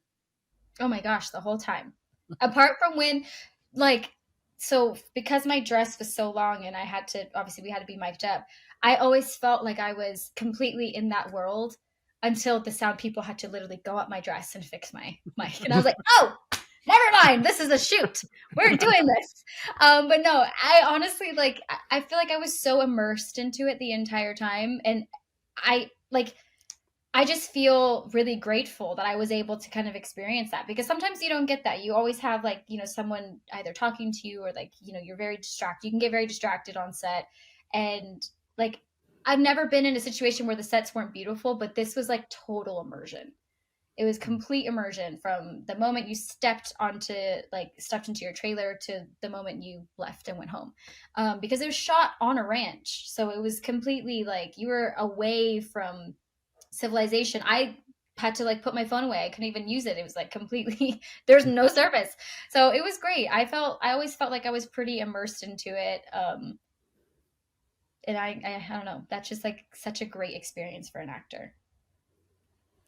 Yeah, I'm sure that's got to be one of the coolest parts of the gig, right? Oh my gosh, yes. Seeing the world come to life. I mean, because when you do auditions and stuff, you're just, you know, sitting in your room with like some lights, and then you have a reader and it's like super cramped, and you're like, okay, now imagine you're in space. How do you do that? So being able to kind of see the world come to life with everything, I was like, oh my gosh, this is such a dream. This is a dream come true. Like, if I was going to do any period piece, like, this is the best one to start with. In this episode, for most of the episode, if not all the episode, you're paired pretty closely with Ray. What was it like being working with Ray, like every shot, every day? Oh my gosh, it was amazing. He's the greatest. He really is the greatest. He's so funny too. That was probably, okay, now that I think back, that was definitely one of the challenges as well. Is because he's so funny. He's so funny. He'll just crack jokes in the middle of a take where I'm like, I have to be crying. Why are you making me laugh right now? And that was like the best part though, because he definitely got me out of like my comfort zone, and he was so welcoming for everyone just on the set. And that is one thing that I do tend to get nervous about, is like, I'm stepping onto a show and the series regulars have been together for a while. Like, I don't want to mess up their flow. And he was just a doll to work with. He's so funny. And seeing him in a dress with heels, it's just like so cool. Like, I was like, this makes me so happy.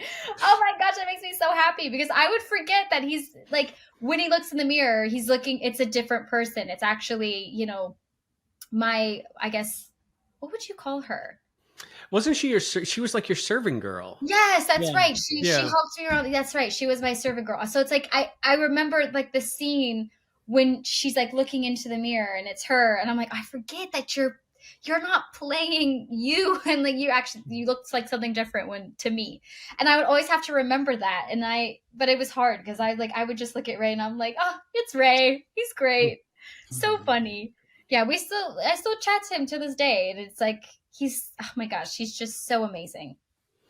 I think we just got a little bit of a scoop there, Albie, didn't we? Because you're saying that they did shoot a mirror scene with Ray? They did. Oh, yes. Because it didn't make the final cut.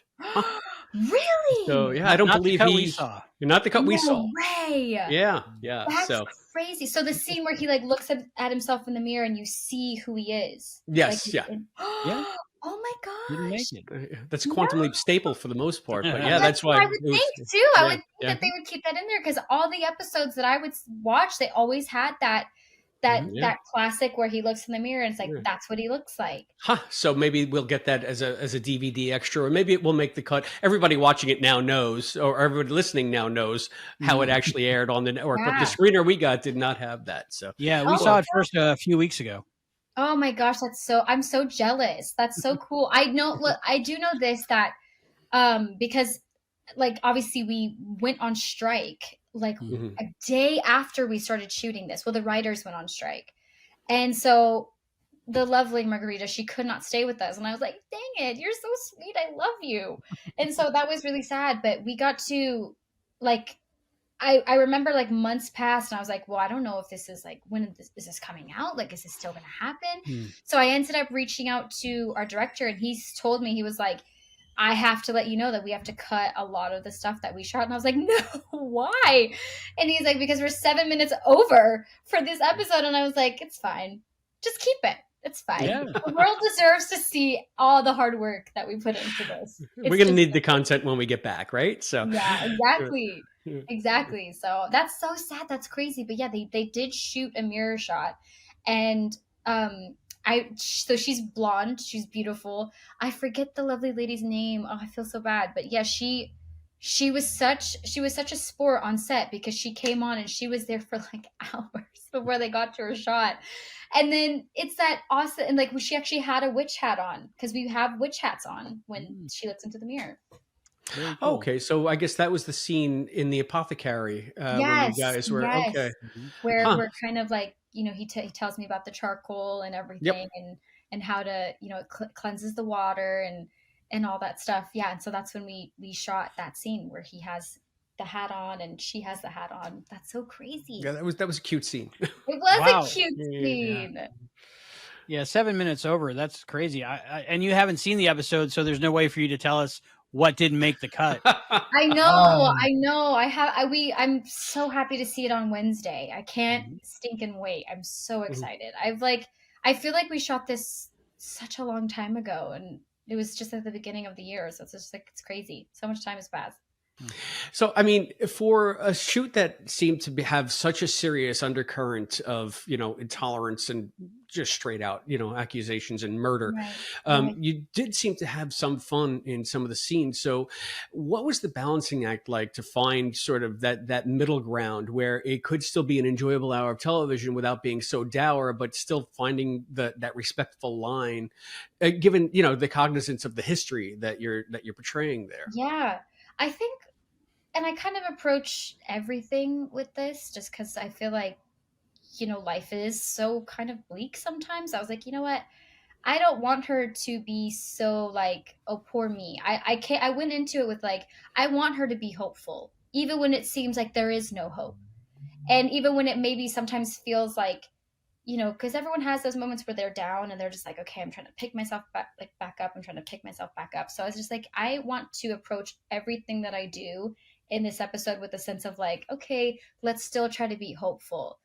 And I think that because I was working with such a great team with Ray and Amanda, that it was just like, they are such beautiful and lively people that even when we were shooting, even when we were in our quote unquote characters, it's like, we were still us and we still approached everything with like a sense of loving each other and loving what we were doing and being hopeful even for these characters. Because I feel like it's hard to play people if you're like, oh, I hate them, or I hate this situation, or I don't like this. Like, it's hard to like put yourself in that mindset because then you just feel crappy at the end of the day. So I was like, I want to approach everything that I do with like just loving who she is and like, you know, trying to be hopeful. And I feel like this episode has a lot of that in there, you know, just like that redeeming quality and like finding your strength and like finding the light at the end of the tunnel, even just with like all the extra characters as well. Like everyone has such a transition in this episode from being like judgmental and horrible and you're a witch to being like, okay, maybe there's more to life than just, you know, witchcraft and, you know, weird things we can't explain. So I really like that about this episode. I mean, that was like the coolest thing when I got the full script and I was reading it and I was like, that makes me happy that everyone comes together in the end. Cool.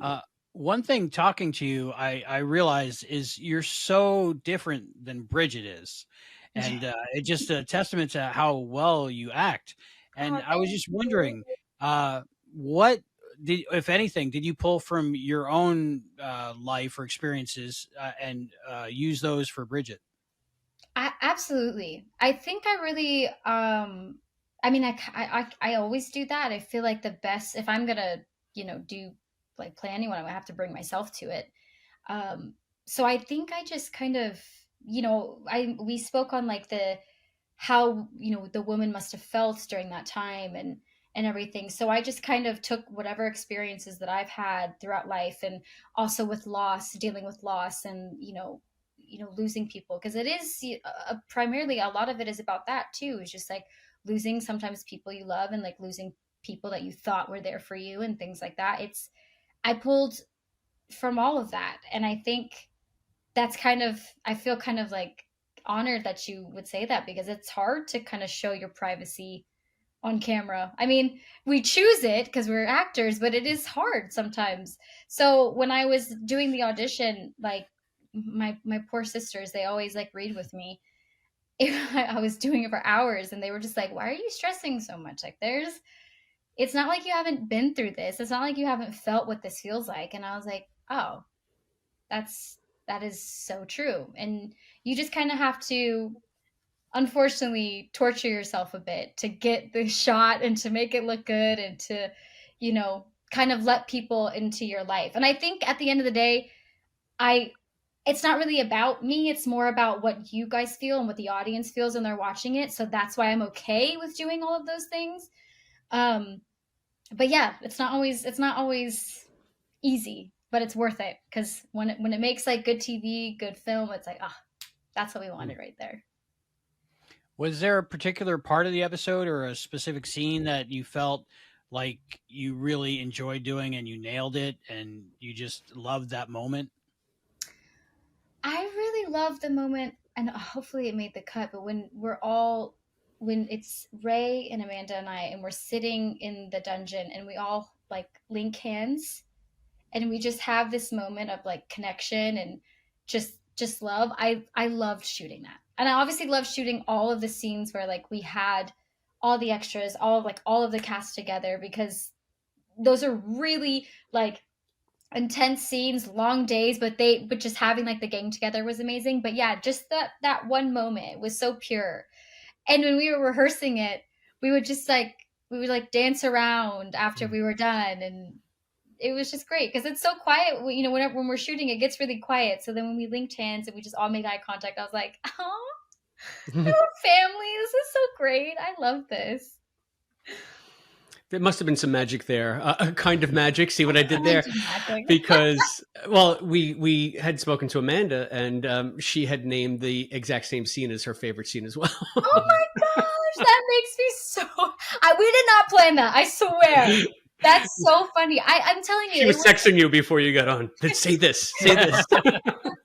Like, it'd be really good if you said this. No, it was actually, that's just so funny that but I believe it though, because it was one of those moments where it was us three all day, and we just were together laughing and having just the time of our life, just pretending to be witches. It was great. What was that like? Because there was a rather large guest cast. Like we had the witches, the mean girls. What was the relationship like with all of you, like working together for those 9 days or plus? Because I know there's some reshoots, right? I believe yes, there was with Amanda.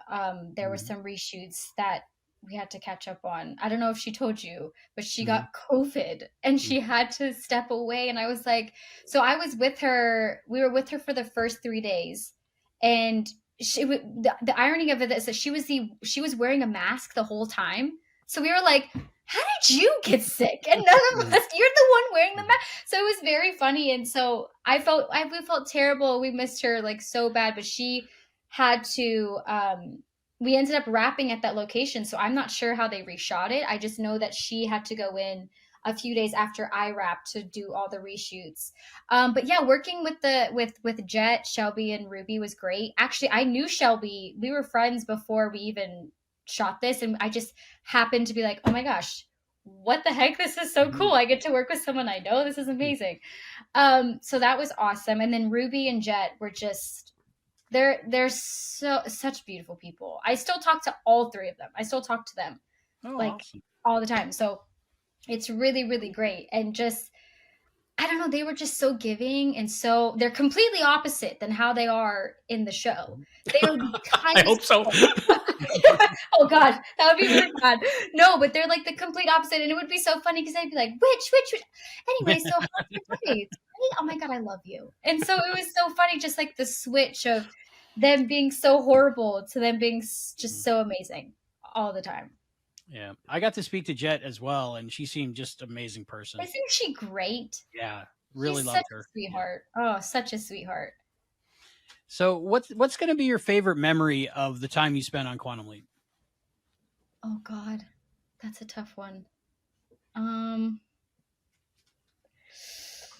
You know what? Actually, and this really gives me a chuckle like all the time. So there's this scene in court where right before you kind of condemn us to, I guess, being burned at the stake. We were all sitting in those 3 chairs and everyone's like screaming in the courtroom. And I don't know why. It was so hot because there were so many people. There were so many people in there, and everyone, you know, they're trying to like do their job. They're trying to make sure it was well ventilated, but there's just too much body heat. And we had stockings underneath our dresses.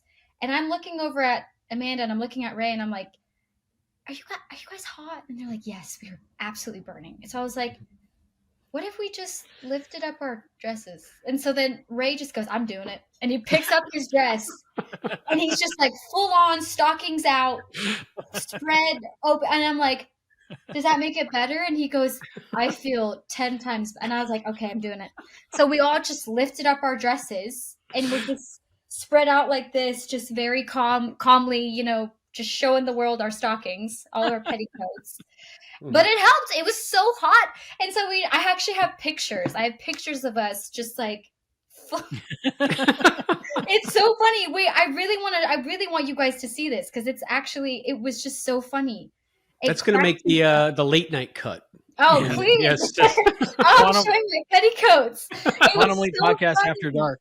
It was the funniest thing. And I was like, I have to take a picture. I was like, please take a picture of us. And it's just like, it was so hot. And I was like, I'm lifting this dress. I can't do it anymore. It was so funny. But that's definitely one of my top memories for sure. Just seeing all of us, you know, full on, just letting it all air out. I think we just found the cover art for this episode, Albie. Oh, yes. Please. That is I will send you the actual photo so you have good quality. Please do. Hilarious. I will. I'll do it. Awesome. Thank you. I will follow up on that as well. That's so amazing. It sounds like it was a really, really good time. Oh my gosh. Every single day. I don't think I would like, we had really early shoots sometimes too. So, and I was working 12 to 14 hour days, which is pretty standard. But it didn't feel like it. It felt like so much shorter because it just, oh my God, it was so funny, so much fun. Everyone on that set, every single person was just welcoming and respectful and fun, and just, they knew how to do it, which is great. So yeah, it was so much fun. Really cool. So do you have anything coming up now? The episode is out and everybody's seen you and gotten to know you. Is there someplace we can expect to see you next? As of right now, because we just got off strike, things are a bit slow, but you know what? I like that. It's like a challenge, just ... But yeah, as of right now, that's pretty much, because we haven't been able to work. And unfortunately, I mean, as it was amazing, but as I did this job, then we went on strike. And I was like, well, okay. But yeah, unfortunately, not as of right now. No. Yeah, well, we're grateful that you were able to keep up with it and get it finished, because as Quantum Leap fans, we're in a unique position from many show fans, because we have new episodes of the series that we're able to premiere, in the fall, like they should have. So, I'm glad that, you were able to finish it the way you did. And so I'm was sure, I. Yeah, because it was really up in the air. I mean, when Margarita had to leave from set, we were like, everyone, there was like a lot of talk saying that we might not finish the episode, that, we don't even know if we're coming back, because a lot of the crew as well, they were like, oh, I don't know if I want to cross the picket lines. I feel really terrible about that. And I completely respect it. And we would see them when we would go onto the stages, and everyone was really loving. Unfortunately, we, couldn't, I felt kind of bad, kind of crossing that as well. I would, show my support as much as I could, but yeah, it was really kind of up in the air for a while, just seeing if we're going to shoot again and if we're going to finish the episode. And thank goodness we did, because I think a lot of people will enjoy it. We certainly did. Yeah, we can speak for the two of us anyway. And I think Matt enjoyed it too. So we can speak for at least three of us. Three of us. I love it. Oh my God, I'm so excited. I'm so excited to see it. Yeah. So, we liked it, and we've really enjoyed spending time speaking to you about the episode. We try to keep these, to about a half an hour. We want to be cognizant of your time. But before we do wrap up, do you have any messages for the Leapers out there who are listening? Of course. Never stop dreaming. And remember where you were before you got where you are. Oh. Well, thank you, Madalyn Horcher, for joining us here on the Quantum Leap podcast. Of course. It was my absolute pleasure. Thank you guys so much. And we're back. Wow. Madalyn Horcher. She was great in this episode. She was in almost every scene, I think, at least the ones that weren't at the headquarters. And what did you think of her character in this episode? Her character again was fine. I'm wanting to know why it's so important that she live. What does she do when she, does she stay in the town and help them, prosper? Does she leave and do something important in Salem or in Boston, wherever she ends up happening to go? I was really hoping there'd be some sort of wrap up towards the end, although it did make sense that, like Addison said, there's no information available, but we know she's not on the death list because there's no more death list. That's true. I didn't think about that. We don't really get to see what happened to her. I think that was the whole point. Is that not saving Bridget specifically, but just putting an end to all the murders that the town committed against these supposed witches. Because so many lives are probably ended. And when Addison said that no one ever died ever in this town for being a witch, I think that's what Ben was there to do. So not just for Bridget. Good way to look at it. And how about that picture? the picture of them all with their dresses up. While she was saying that, I was like, oh, I wish a set photographer was on set during that. And she said, I got the picture. So that was a great scoop, I think. So that's our thumbnail. Mm-hmm. So if you guys didn't really enjoy the episode that much, you got to just enjoy the people involved in it and everything surrounding the filming of the episode. So I think the costumes, I got to say, the costumes were great. Genevieve Tyrell, right? We saw the interview we had with her, and she's just great at costuming. And I think almost everyone we interviewed talked about the costumes in this episode. It was a period piece. It really was. I know you're Brian. I know you're like a Quantum Leap historian. So what did you think about them going so far back in time? Were you like bothered by it, or were you on board? I wasn't bothered by it. Not by the fact that they did it. The thing that bothered me was that it really just didn't. For me, it really didn't serve a whole lot of purpose. They just kind of did it to do it, which is fine. It was fun. It was fun. But like Hayden said, there's not a lot of rewatchability on this one, I don't think. So I'm really looking forward to Nomads and hoping that it will sort of redeem for me what this was. Well, we don't know if there's no real payoff to it. There is the possibility that, like in season 1, he kept leaping further and further back in time so that he could be slingshotted into the future.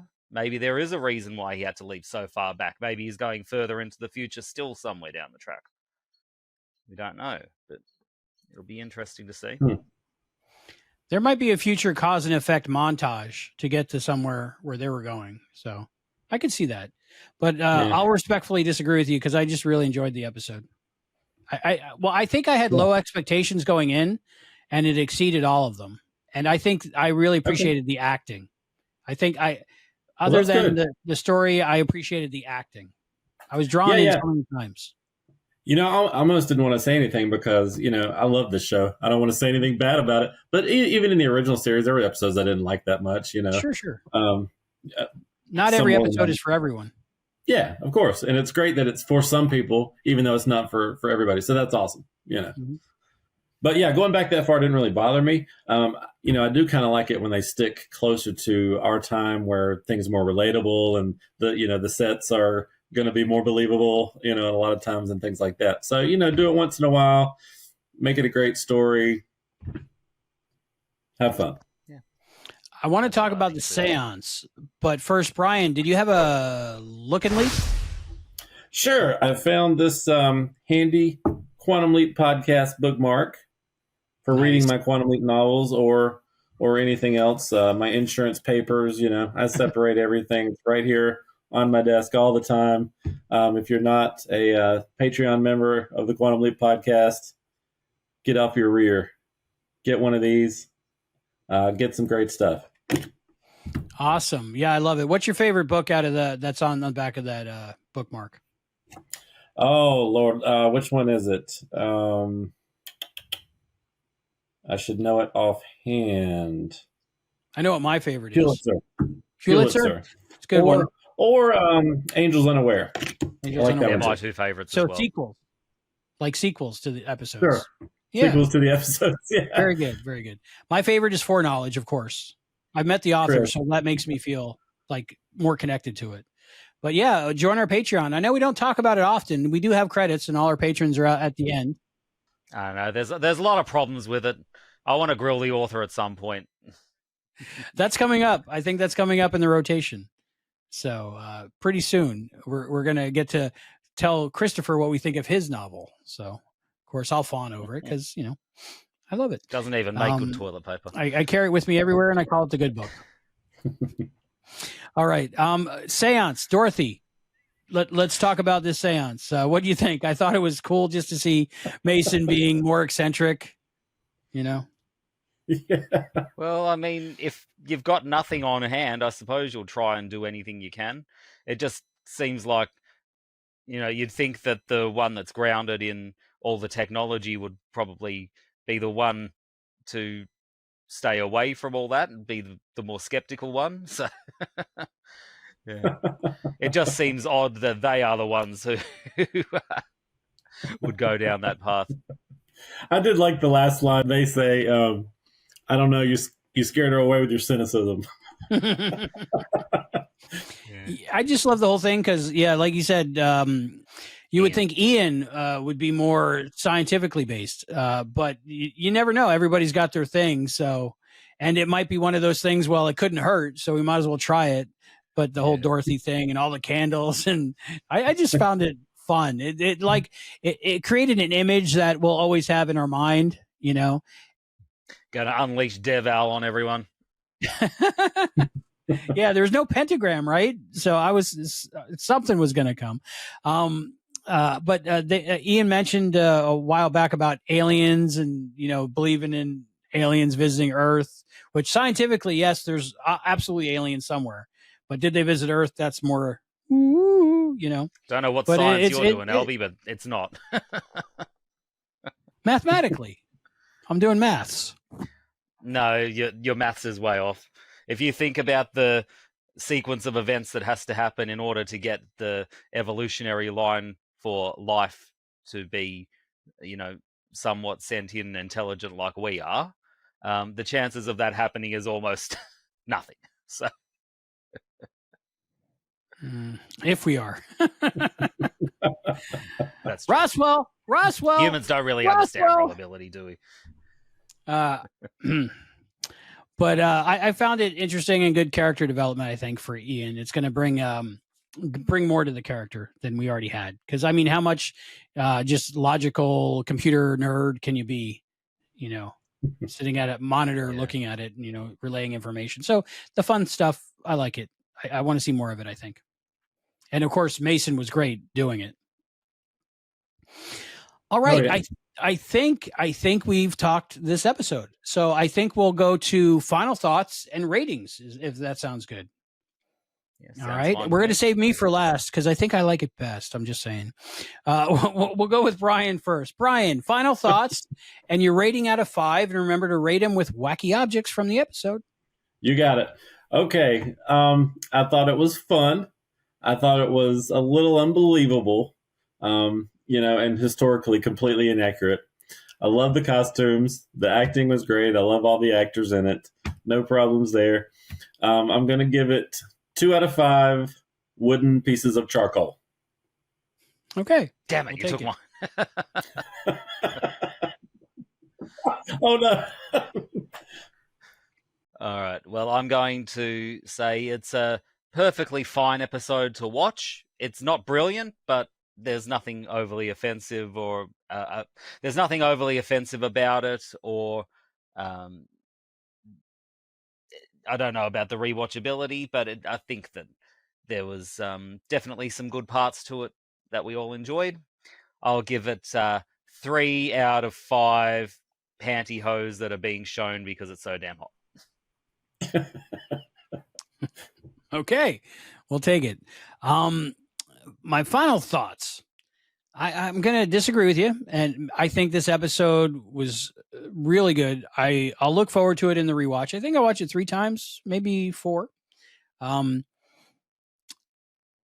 just found it fun, and at the same time, I guess poignant and important to show. Like Christopher mentioned, I don't know if you guys heard him talk about this, but he studied a lot of that time period, and he knows the Crucible. He actually went to see the Crucible recently in preparation for the episode.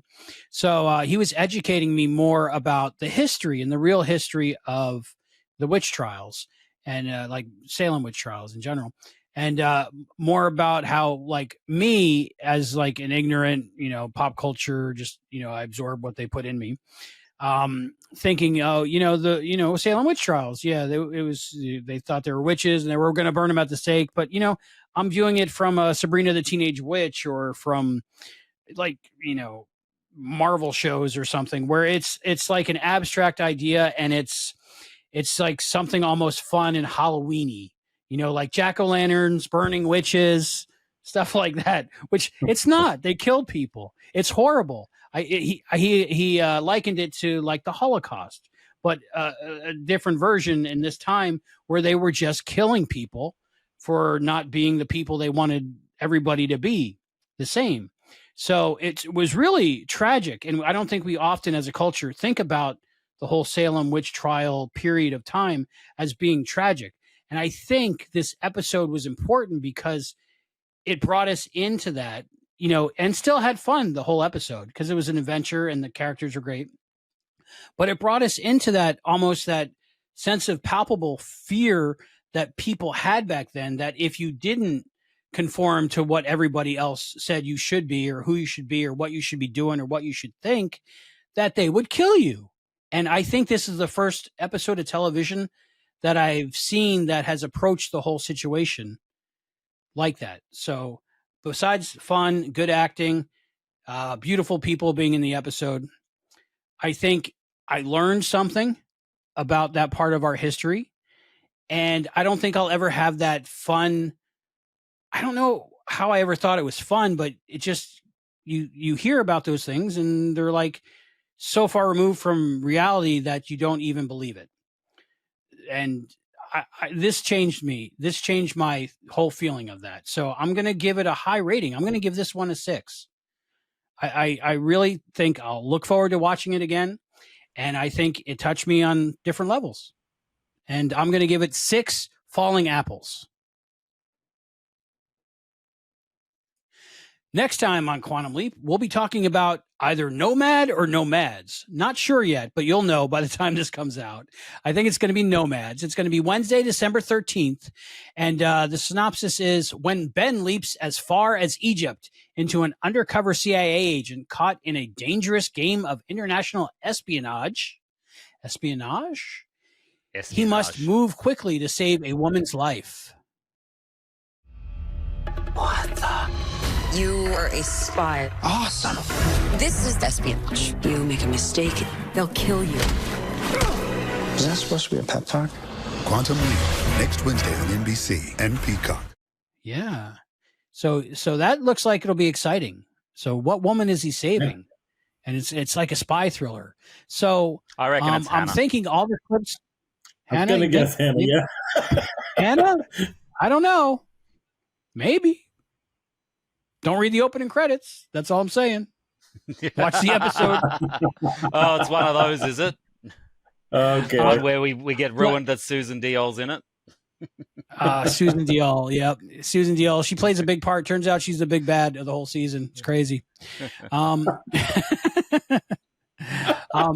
it looks like an exciting adventure. And the fact that they actually went to Egypt to film the exteriors of this. I mean, there's some soundstage work, but I mean, Egypt. So, and wow. It looks like it's going to be a good one. I'm looking forward to this. I'm looking forward to it. Yeah. Yeah, me too. It'd be great if Hannah showed up. Who knows? It'd be great if Beth showed up. It'd be great if, Tom Beckett showed up. Anybody could show up. We don't know, but we know it's going to be, we've heard since the beginning of this season. Yeah. I think Carolyn said, I don't know. And she would know if she was in it or not. What does I don't know mean? Anyway. It means she knows but can't tell you. Oh, okay. Yeah. It's okay. I'd rather be surprised. But it looks like a good episode, and I think it's really good. I don't know if it was intended to be the mid-season finale, but I'm sure it was always intended to be good, Albie. Yeah. But I think everybody is going to love the next episode. I'm excited. It looks like National Treasure maybe, or James Bond, a combination of all that stuff. Well, I don't know what to say. All I can say is it looks exciting. I haven't really researched that much about it. I actually let myself get surprised. I don't do all the research like you and Matt and Chris do. All right. Well, that'll be next time. And we have so many good interviews for that episode. I mean, you want to subscribe, like, pace yourself, turn on the notification bells, join us on Patreon, send me some money in the mail. I don't know how that works. And we got some great interviews, some surprise interviews. It's going to be a great mid-season finale, not only for Quantum Leap, but for the Quantum Leap podcast, Quantum Leap Aftershow. And for the Quantum Leap podcast, Quantum Leap Aftershow, I'm Albie. I'm Brian. And I am a witch with a capital B, Hayden McQueenie. Okay, we'll see you next time. Keep leaping.